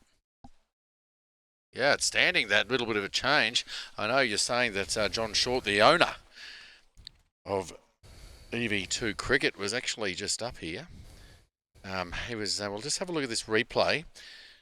Well, so the last, well thrown up there, and it did actually spin a bit, gave himself a bit of room. Yep. But Ashley Sipple got himself in a little bit of a pickle there, didn't he? I think he wasn't really sure which shot to play, and then suddenly just decided at the end, let's go over there, and it was not the ball to do that to, and it's got through and hit leg stump. Would you? Yeah, how you said pickle? Pickle? Was that Sipple? Pickle? Is that how I said, I don't know. I'm just if the rhyming sort of slang came in or something like that, but it worked well anyway, mate. That's what I loved. Oh, that's good. Yes, no, that was not the ball to hit in the offside. It was into his legs, and he was trying to cut it. So I'm not sure he'll go off thinking, what did I do there? He'll be disappointed with that, that's for sure. But I love that with Lavender. That's just the off spin. He really threw it up, plenty of air, and he just the right length for him to try and go back, and it just sort of it was too straight for a start, but it was actually sort of cramped him up. Well bowled. As Lavender comes back in for the last ball of the over, and Harris just pushes it through for a single. I said when earlier when Nelson got out that, oh my lord, you get Nelson out and in comes Sipple. Well, you get Sipple out, the pickle, and you get Harris. Like Harris in that semi-final, he was strong and he was launching balls over the fence. So there's no rest for EV2 cricket. But what do they need to have, Casper? Oh, I'm going to go out on a limb here and say belief. Belief. Yeah, I think I've heard that is a key to this game. Well, I think they've shown that throughout the tournament. Hey, they won their 6 of the 7 round games and the semi-final as well. They've just been managing to find a way. Have been on all sorts of positions and pickles, if you like, through these games, in which you're naturally going to do. But just they've found every time, just and not just the same players either. Don't leave it to anyone else. They'll make sure of it. Which Harris is coming to the crease. Sipple comes back in with his great figures of 2 for 25 for his last over, and that one's just outside off, and it gets pushed through for an easy single. As we let's look at this situation here. 55 runs, 35 balls. There's plenty of wickets in hand here. So they look like they've got a comfortable position here, but we all know what happens here if you lose a wicket. Well, the Wasp was up around the 80% mark earlier, and now it's just creeping down a little bit, down to 66%, which shows it's a line ball game. Simmons is in for his second ball, and he's put it in a nice spot just out off, and all that can be done is pushed over to point, and they just scurry through another single. Everyone's, all the fielders seem to be right on that inner ring, and so there's always going to be a nice single there. I think they're there just to really try and stop that belting drive down through the ground. Yeah, just looking to turn that, wasn't he? Kratzmann on strike still. There's 15 runs have come for 18 deliveries to get them. Yeah, just looking at sort of turning it onside, looking at the ones, more than happy with that. We'd like to think there's plenty of time. It's a funny concept, time in a T20 game. Absolutely. Simmons is in again now, puts it outside off, and there's a big play and miss. Good ball. Kratzmann gives him a nod of approval as well. He goes up and down, says, good ball, well done. Bounce that ball right on the crease line. Well, just inside the wide marker as well. I'm not sure that he's actually applauding him too heartily. He's trying to hit him for 4 at the same time. Yeah. No, I feel from when I see them walking and running, they're really just working on adrenaline now.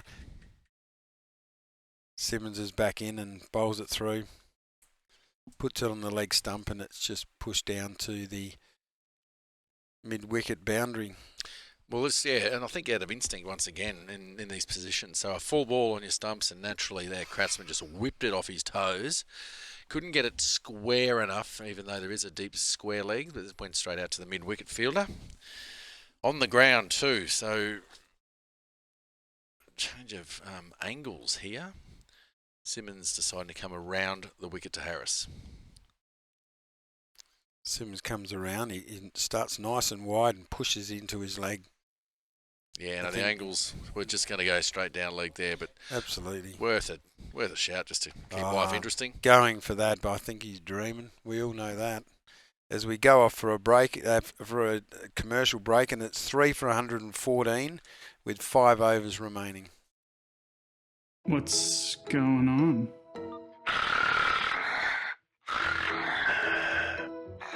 That's you.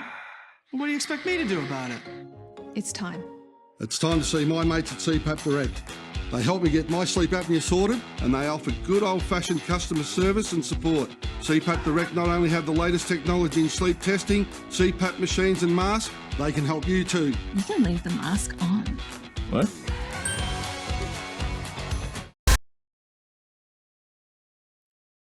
And we're back at the Mildura Sporting Precinct. 15 overs gone, 3 for 114 EV2 cricket. They need 53 from 30, Michael Kasparovich. We've seen plenty of great cricket, haven't we? Yeah. And some tight games, really close ones.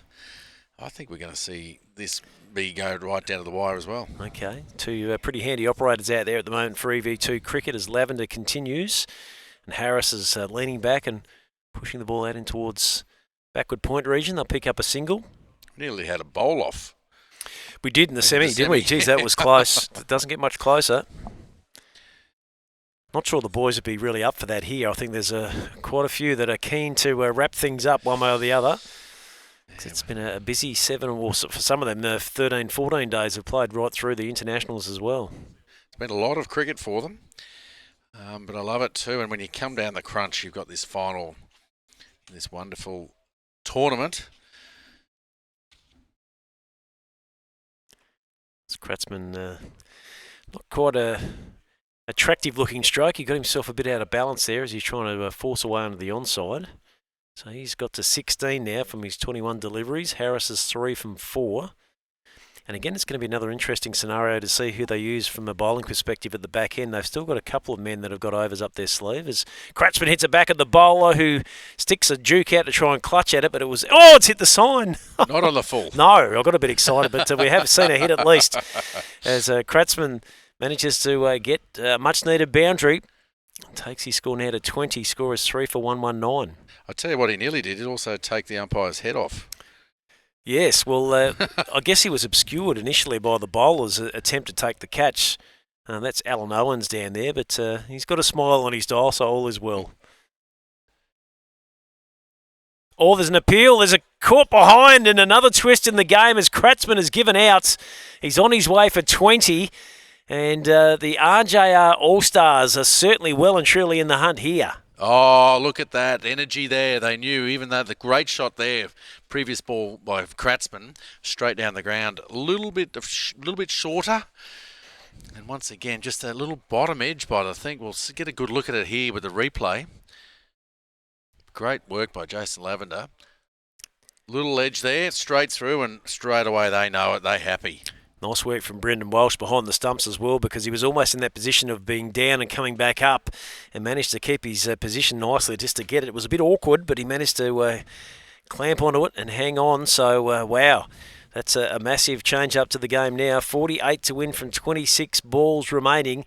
Still 6 wickets in hand, but a fresh man. We know Moggs will get after it, but all the pressure now probably on Matty Harris. He's got to be the man that guides them to victory. Well, you want to be there at the end. Give yourself every chance there. And I think, like you said, you're taking the risk in the certain areas and certain shots, but at the same time, you don't want to... you get the reward with the run rate, but you don't want to go losing any wickets through here. So it's that real delicate balance, and that's why we love this.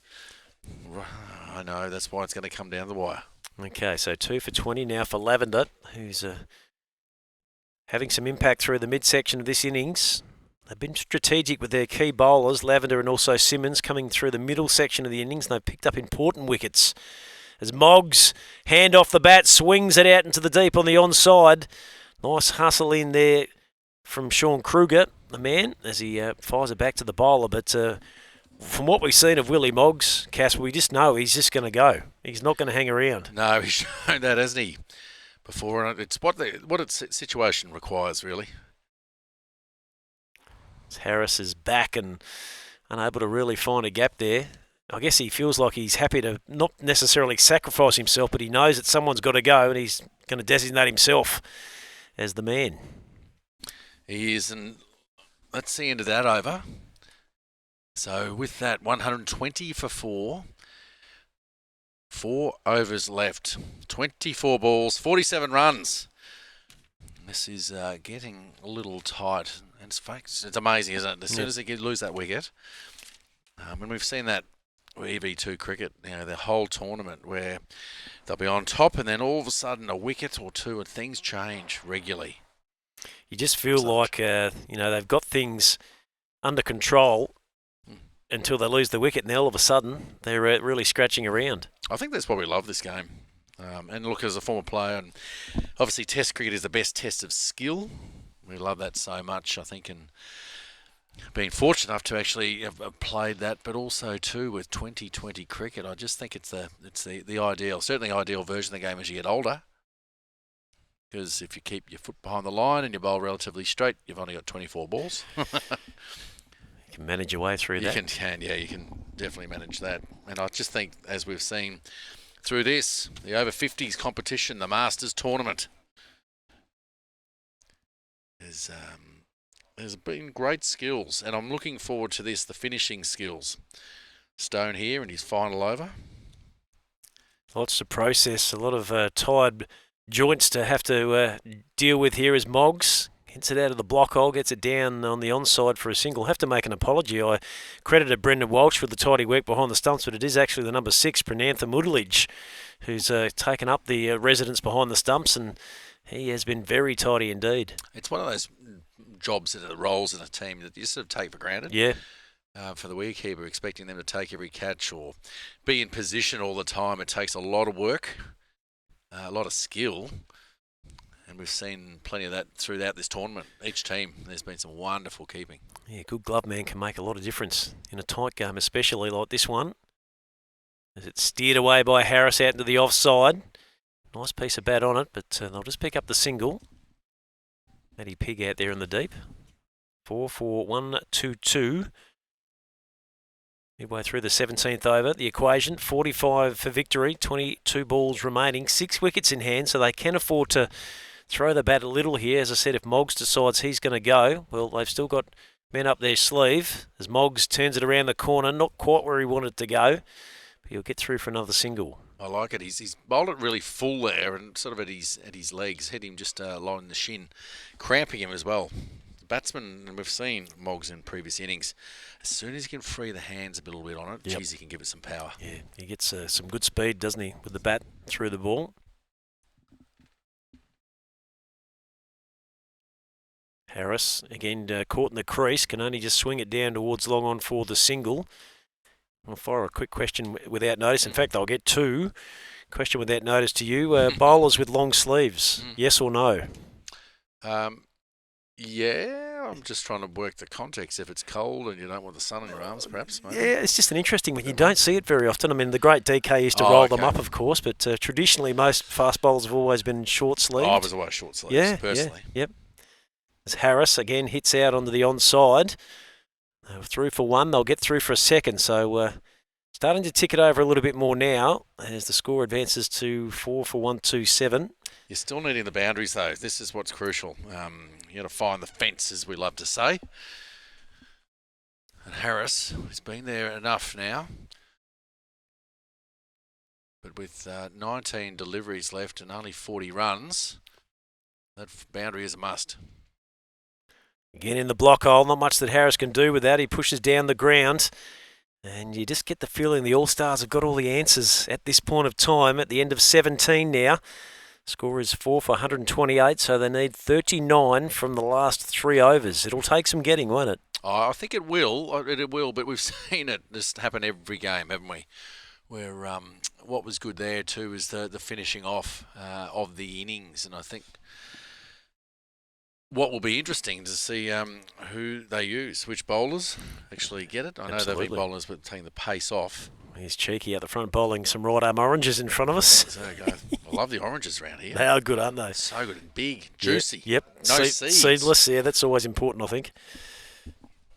Cheeky's going to keep one of those up his sleeve for later on tonight, I reckon. Do some of his best work. Is he cutting them up into little squares and then putting them on the edge of his cocktail glass? Well, that remains to be seen. We'll find out in about 2 hours' time, I reckon, as we get ready for the start of the 17th over. So looking at the bowling analysis there, Stones bowled 4, Correlages bowled 4, so too Simmons and Lavender. Kosnick, the skipper's only bowled the 1, but I'm not sure what else they pull out of the cupboard here for the last couple. Looks like it's going to be Matty Pigg, the number 4, who's loosening up, so he's going to come into the attack here. Going to bowl through and right arm around to the left-hander. And a tired shot, you reckon, there for Matty Harris. Just didn't get across and over the top of it. Swing and a miss and through to the keeper. Just keeps low, doesn't it? Nice and wide there, so he's tempted to really look to get on the back foot and hit it to leg side, but just went under the bat. This time it's high on the blade. It's up-ish. It's only just going to pitch in front of the man at short mid-wicket, and there's a chance of a run out there as... Again, he pulls up a little bit short on the single. No sign from the umpire of any decision there. I'm not sure if he's throwing it upstairs or not. Might have made his ground. I think he's made his ground, but I think what's happened here is that he's actually missed it. The throw from mid-on. Oh, sorry, for short cover. Double check this, but there was a throw from short cover. Back to the bowler, to Pigg. He's behind the stumps. He's ready to take it. There. He missed it. He did too. He had to get it on the second bite of the cherry. So the first attempt may have seen him in a little bit of trouble as we go back to live vision there with Moggs wielding the willow down towards long on for another single. But yeah, you're spot on, Casper. If he gets it the first time around, I reckon he's in a bit of trouble there, Harris. A lot of trouble, I reckon, there. And that's, it could be a costly miss.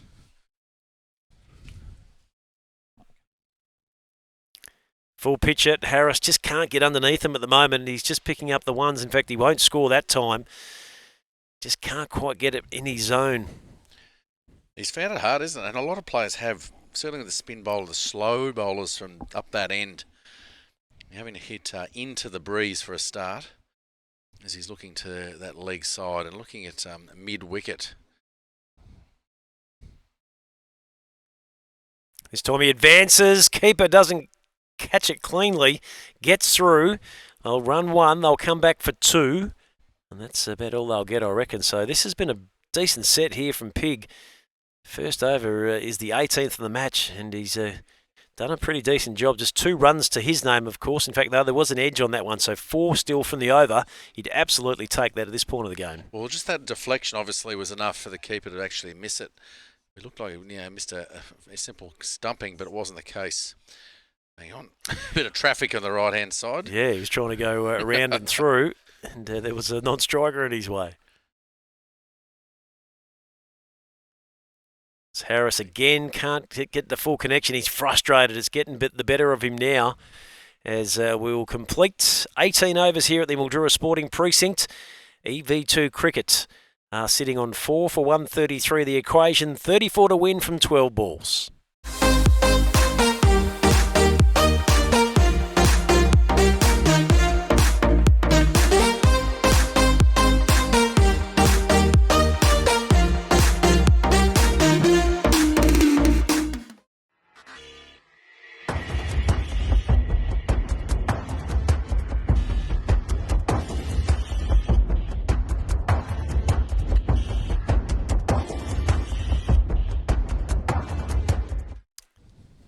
This amazing global Spirit of Cricket Festival journey on field is almost over. Just 2 more 6-ball deliveries to come here. So let's see where it takes us. Michael Kasparovich, 34 from 12.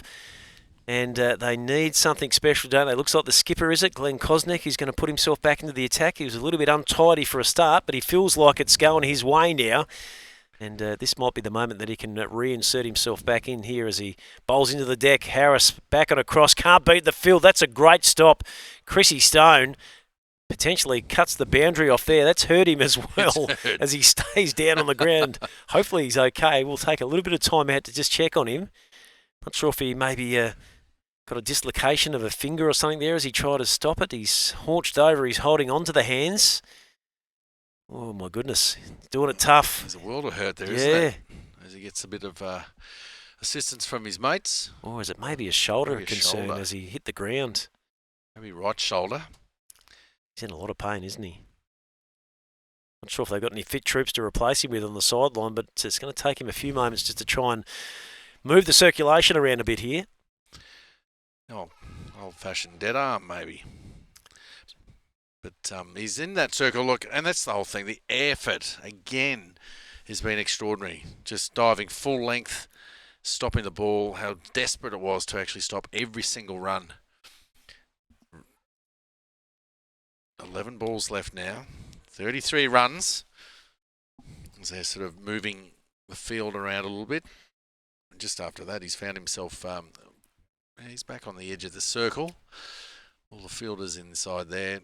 And they're actually changing it. No, that's what they're doing. They've actually brought Deep Cover, who was on the fence, up into a cover position in the circle. Deep mid-wicket in place now. As Moggs backs himself, turns it around the corner, and it's picked up out there on the rope. They'll just get the single. Just didn't quite get it fine enough to make the gap there between the man at backward square and the 45. Single. Yeah, he picked him out beautifully, didn't he? He hit it hard, and just that sort of placement could have been a bit different and a better result for EV2. Oh, Harris has gone, gave himself too much room, and look at Kosnek. He's elated with that. He knows that's probably the key wicket, the final blow they needed.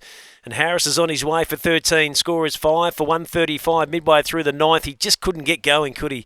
Matty Harris, he's been their former man with the bat throughout the competition, but on the big stage in the big game, it just didn't quite go his way. And it's all about angles. Just this one, just sliding straight through there. It was the length that forced him or got him to a play back way too straight, trying to give himself a bit of room. But see you later, says Kosnek. 5 for 135, so 32 now from 9. You can see the real emotion coming into it for the RJR All-Stars. They know that they're ever so close to getting their hands on the trophy, which will get down on field with Peter Walsh to capture all that action for you shortly once the game has concluded. Our crews are just starting to set up downstairs, so we look forward to that. But still a few balls to go here. 9 balls remaining, 32 to win. Score is 5 for 135. There's still a few players that are lingering around from the other franchises, keen to take it in. I know the local Mildura East boys are ready for some training at the back behind us, so they're having a keen look in to see where the game's at the moment. As Kosnek is just counting his men outside the ring, making sure that he's got them exactly where he needs them. Bowls it into the pitch outside the off stump. And Adami was hoping for the wide there, but I reckon she pitched inside the blue line there, no problems. I mentioned angles, and have a look at this. He's coming around the wicket to the right-hand batsman. As Adami gets down on one knee, gets a good strike on that one, and he goes all the way, I reckon. What a shot. 6 is being the signal. It's, yeah, don't we love this? Just adds a bit of interest, doesn't it? Well, It looks like a long way to go, but all of a sudden they hit 2 or 3 more of those, and she is dead set game on, isn't it? Well, it's game on. It always is. That's the beautiful part about 2020 cricket. 26 now off 7 balls. Adami goes again. Does he get enough of it? He looked pretty good off the bat. It just pitches inside the line. The All-Stars have got support out there. Hancock will throw it back to the bowler who fumbles, and Willie Moggs safely gets back for the 2. So 19 done. Score is 5 for 143. They need 24 off the last over to win. This could be a challenge, but we've seen it. We've seen it. Some incredible things during this whole tournament, during the week of some hitting and just events. I suppose you put it down like that, where some incredible things happen and constantly. Maybe call it a surprise as well. 5 for 143. So looks like Matty Pigg's going to get the job here to bowl the last one. His first was pretty successful. So he'll go into confidence as he gets himself prepared down there at the Deakin Avenue end. So they'll be looking at Moggs, that is, to hit to our side, the basketball stadium side here on the leg side, to see if he can find some boundaries. And he gets some good bat on that. He hits it with good power, and it's not going to find the gap. It's a nice bit of work from Jason Lavender to reel it in. They'll get back for 2, or is Adami going to keep running back to the pavilion? They look pretty confident. They've taken the scalp there, as we can see Piggy go out towards the man, Lavender, who was the guy with a great arm from the deep. We're going to get a referral here just to add to a little bit of lake drama in the tournament. It's hard to see from the naked eye, Michael. Not too sure. We'll get a bit of a viewpoint here. This is actually going to the keeper's end. I think we're looking at the other end as now we get this really good look here from side on. You might want to slow it down for us. Yeah, it's a pretty near thing, I reckon. He actually feels he's actually walking off at the moment is Paul Adami. Of course, he doesn't have to leave just yet. He's just waiting there for the official announcement. See Anthony Telfer just keeping a close eye on the, I was going to say silverware, but I'll say goldware, of course. The trophy's ready to be handed over in the next few moments, and it looks like the decision from the umpire is out. So there we go, another scalp taken by the RJR All-Stars, who are really starting to look to get close towards the spoils of victory. And there is our man Alan Owens giving the decision out in the middle. Well, what else have we got in store? We've seen just about everything today. Well, I know, through the whole tournament, I got to say, it's been brilliant to watch. Coming down to that last over, 24 of 23 runs, I should say, because they did get the single the first go. But this was great work in the deep. Looks like we're going to try and go back to the live footage here, waiting on Matty Pigg. Or was it a replay? I'm always confused. I think we're back to live action as Lavender throws it back in from the deep. He's been busy, hasn't he, out on that onside, but he's been instrumental in preventing the boundaries too. He's been great out there, and he knows that. So that was the replay. Slow-mo of it, but beautiful. They were confident, really confident there too. Oh, look, and the other hard part is they're actually hitting into the breeze in the final over. So even that in itself was a great decision by the RJR All-Stars starting the other end. Might just send a message down to our boys to get our magic button into action again, to just bring a bit more of an update to that scoreline. 6 for 146 as Moggs swings around the corner. As he found a gap this time, he hasn't. Guess who's on the end of it? It's Jason Lavender. They just can't get past him out there at deep mid-wicket. Just a single for Moggs, score 6 for 147. And what a great arm he has too. They know they can't really go too with that arm. Plenty of pressure there. And Pigg goes straight through Laird. And another wicket to fall for EV2 cricket, score now 7 for 147. Well, there you go. Wonderful effort, RJR All-Stars. It's going to be pretty hard now with 20 runs with just the 2 balls remaining. But what a great over by Pigg. Matthew Pigg. Wicket off the first ball, the 4th ball. He's still got 2 balls there. Yeah. It's quite remarkable that he can come into the attack so late without having bowled in the innings under such pressure. And he comes through and gets the job done. Our scorecard on the computer's gone to sleep over there, Casper. I'll just give it a bit of a refresh. Yeah, I think we'll need to do that. So here we go. 21s to win, 2 balls remaining, 7 for 147. I'll tell you what we haven't seen this tournament. There's a hat-trick. Yeah, true. We've gone close a couple of times, I reckon. I've got to say, Cheeks just said that over my left shoulder, so I won't claim it, but not having much luck with a refresh on that scorecard, unfortunately. As we see the new man to the crease is Andrew Steindl. 2 balls to go. He can hit a big ball, so he'll back himself in here to finish off in a blaze of glory, you'd reckon. Advances, gets a bit of bottom edge onto it as it squirts out in towards the onside. Jason Lavender again. Gee, he's getting a lot of touches. He'd be BOG if we're playing a game of NRL or footy. Yeah, exactly. He's been everywhere, hasn't he? That's been outstanding. This is the last ball. So Pigg tosses it up. Moggs uppishly hits it out into the offside. And it's going to hit the rope, but nicely restricted again by the All-Stars. So just the single. And that will wrap us up here in the grand final. EV2 cricket finishing with a score of 7 for 149, finishing up 18 runs shy of the tally set earlier in the first session this afternoon by the RJR All-Stars. And look at them come together, Casper. They are jubilant. Well, this is what the whole week's about. When you're coming together as a team, you're forming these relationships and you're having fun, ultimately. There's always fun winning. and celebrating. So I just think this is the whole idea of the concept of the spirit of cricket, of which we're seeing here, and obviously has to be a winner. And as you mentioned, RJR All-Stars walking away with that trophy.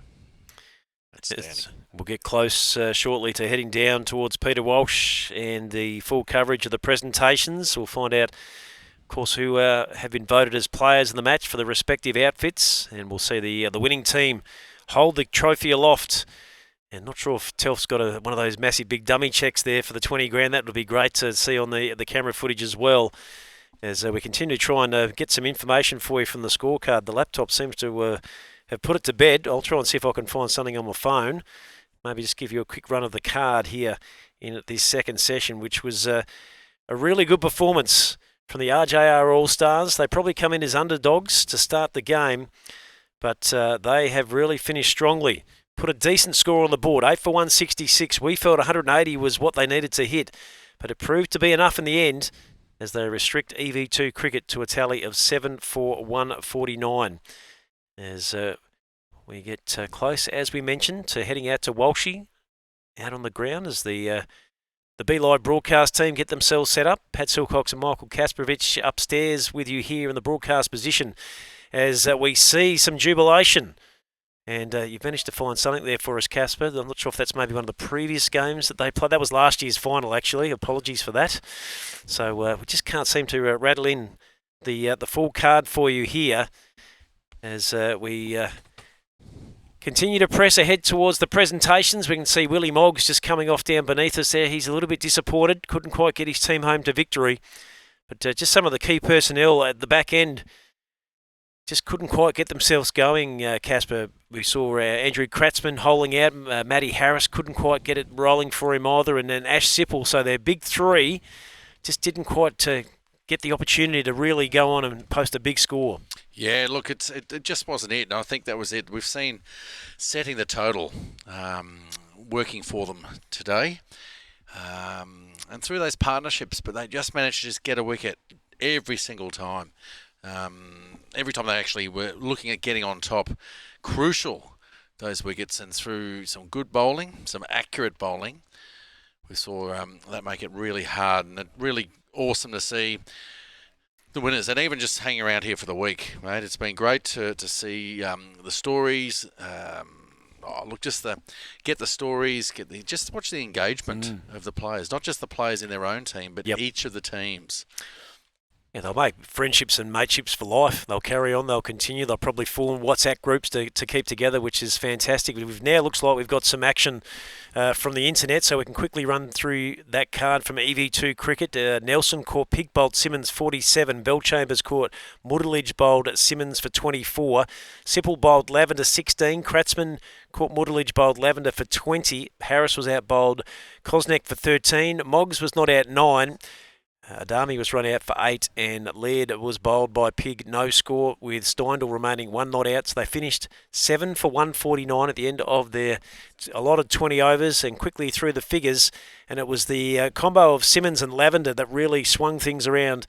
Simmons finishing with 2 for 27 off 4, and Lavender 2 for 21 also from his 4. But I think special kudos also going out to Matty Pig, who had over 18 and 20 and bowled 2 overs, took 1 for 10. That was outstanding, wasn't it? Oh, he's a specialist at closing out there. And that's the job that no one really wants to do. No. But someone has to do it. Someone has to do it. Yeah. So, Matty Pig, well done to you. You saw him through. So, final game scores. It was a win here for the RJR All-Stars by 17 runs. They made 8 for 166 in the opening session. And EV2 cricket ended up with 7 for 149. So they didn't quite manage to go back-to-back, but a great effort to get through the tournament and into the final again for a second successive season. And even though they finished on top at the end of the round-robin stages by 2 points, it was RJR All-Stars who managed to get them in the end, and they did actually beat them also earlier in the competition back in Game 18, as we just quickly look at that information there. The All-Stars 7 for 144, knocking over EV2 cricket 5 for 140. So in the 2 games they played, they restricted them, kept them to scores under 150, which is quite remarkable. We've seen scores in excess of 180, 190 over several of the games. Yeah, that's been the par, isn't it? All sides getting around that sort of this round mark, and I think even the other semi to today. It was sort of very similar numbers. 140 almost feels like it's not quite enough, and as proven today. 160s were sort of where it sort of needed to be, and it proved that way. All right, so I think we're not too far removed from heading down onto the ground for presentations as part of our global T20 Spirit of Cricket Festival Grand Final. We can see to the left there the RJR All-Stars, the successful boys are ready to roll there with the presentations, and also the EV2 cricket outfit who are just gathering their composure. We can see Anthony Telfer is doing some heavy lifting. Peter Walsh is standing by in position. We're just waiting for the okay from our ground crew downstairs as to when we can cross down. There's still, as we mentioned, quite a few of the boys from other franchises that have stayed on to watch the completion of this one. And now we are ready to throw it down to our main man on the ground. It's Peter Walsh. Excitement, you guessed it. We wanted something special on this day of cricket, and boy oh boy did we get it. Congratulations to a team that knocked up 8 for 166 and were able to curtail that who chased, who got 149. RJR All-Stars are the winners. What a stirring moment we had earlier on the day, and we had plenty of those again to see you through the afternoon. This was the spirit of cricket played in exactly what we wanted, the spirit. Well played to both teams. Lots of presentations. I'd like to call one of the umpires forward now for the Spirit of Cricket Award. David Schofield will present now this award on behalf of the umpires. On behalf of the umpires, I would like to say thank you for a great game between two great teams. It was awesome to umpire and a thrilling game at the end. Our Spirit of Cricket player is a person who controlled the middle of the game, and that's Simo.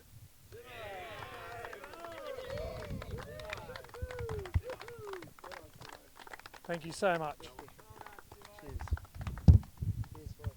Simo, well done to you, and thanks to the umpires. And we're going to be thanking different people throughout this short burst, but the umpires, well done to them for the duration that they have spent right throughout the last week and a bit. What about a hand for the men who officiated and officiated so grandly?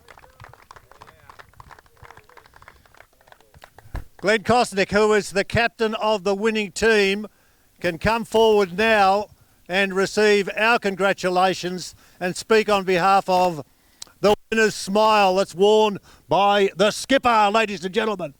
Come forward.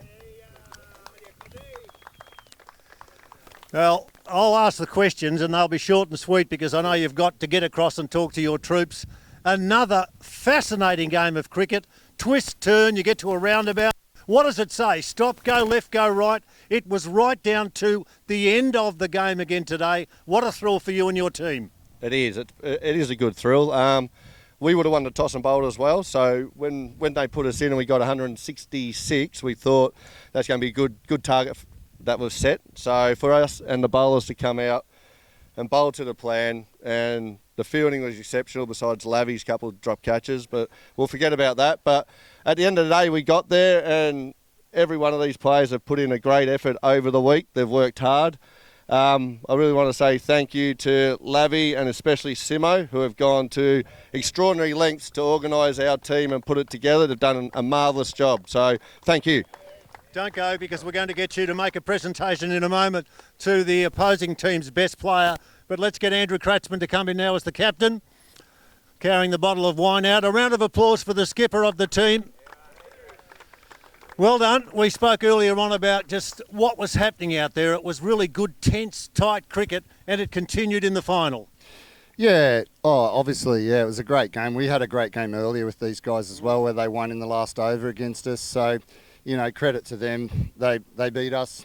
They beat us in the final. So credit to them. They deserved all the winning spoils. And it was one of those games where earlier today we had one. There's not much difference between the two sides, but it was played superbly in www.spiritofcricket.com.au. Yeah, I mean, it's always played in good spirit, to be fair. We know half these guys, so now we know all of them. So, so you know, like that's the great thing about 50s Masters cricket is, you know, it is played in the right spirit. We play hard, but we play in the right spirit. So, you know, credit to you guys. You did amazingly out there today. You deserve it. So well done, boys. Go. Yeah, well spoken. Now, just one quick one. What about your blokes, who you're very proud of, because that's the way your team operates, similarly to the side that won, but a word for you or from you about your mob. Oh, yeah, the Dirty Dozen, because that's all we had, the Dirty Dozen. We did an amazing job this week, managed our bodies well, get to this this part of the tournament. I'd like to thank John Short, our owner and the owner of EV2. I'd like to thank Cooper Cricket and CPAP Direct and also Optus for helping us out. They did a fantastic job with helping us out. So well done, boys. Well done. Now, you've got a presentation to make. Yeah, that's all right. Thanks. Do you want me to hold it or? I'll hang on to it. All right. Okay. Look, you guys came back a little bit early and then all of a sudden, whooshka, balls were going over that fence over there like there was nothing there, but bowler, but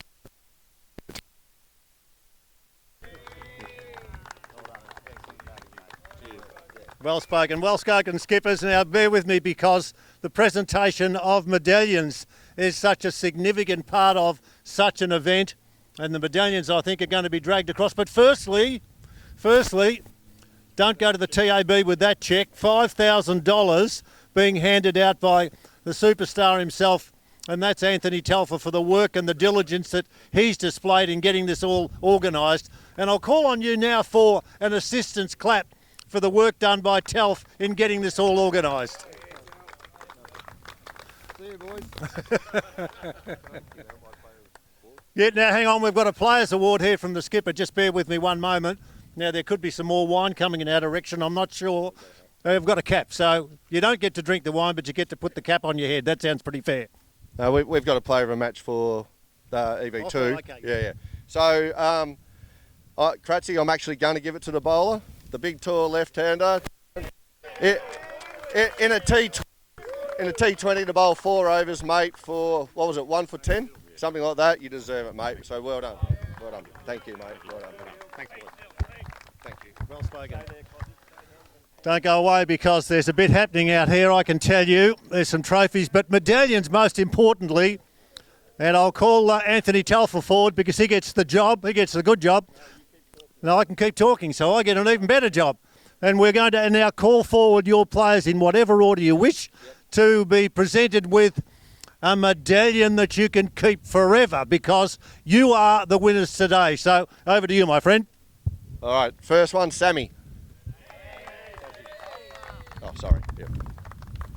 Well done, Sammy. You want me to present it? Oh, yeah, you can present it, yeah. Okay, next one, Stoney. Stoney. Stay there, Benny. Next one, Ben.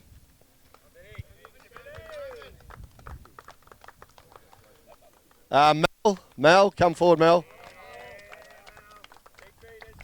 Come forward to Doc, keeping, brilliant keeping. Jason Hay. Come on, Stoney, come down. You've drunk that, Stoney. Walshy. Come again, Stoney.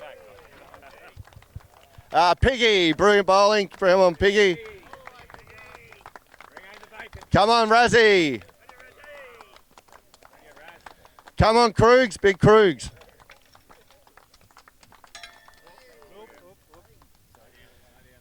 Come on, Maxie, big Max Wilton. Jason Lavender.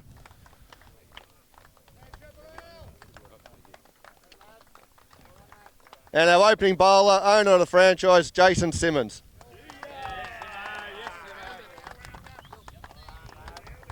That's it. Well done. There's one more. Our skipper and our skipper and our old Palm Beach boy, Glenn Kosnick. On you, Glenn. The old Palm Beach boy strikes gold here in Mildura. Well done. The cups are being presented as we speak. There'll be some happy snaps that are available, and we want you all involved in some picks, etc. Congratulations to the winners of this championship match today. 8 for 166 as opposed to 149. And the checks are forthcoming. The champions...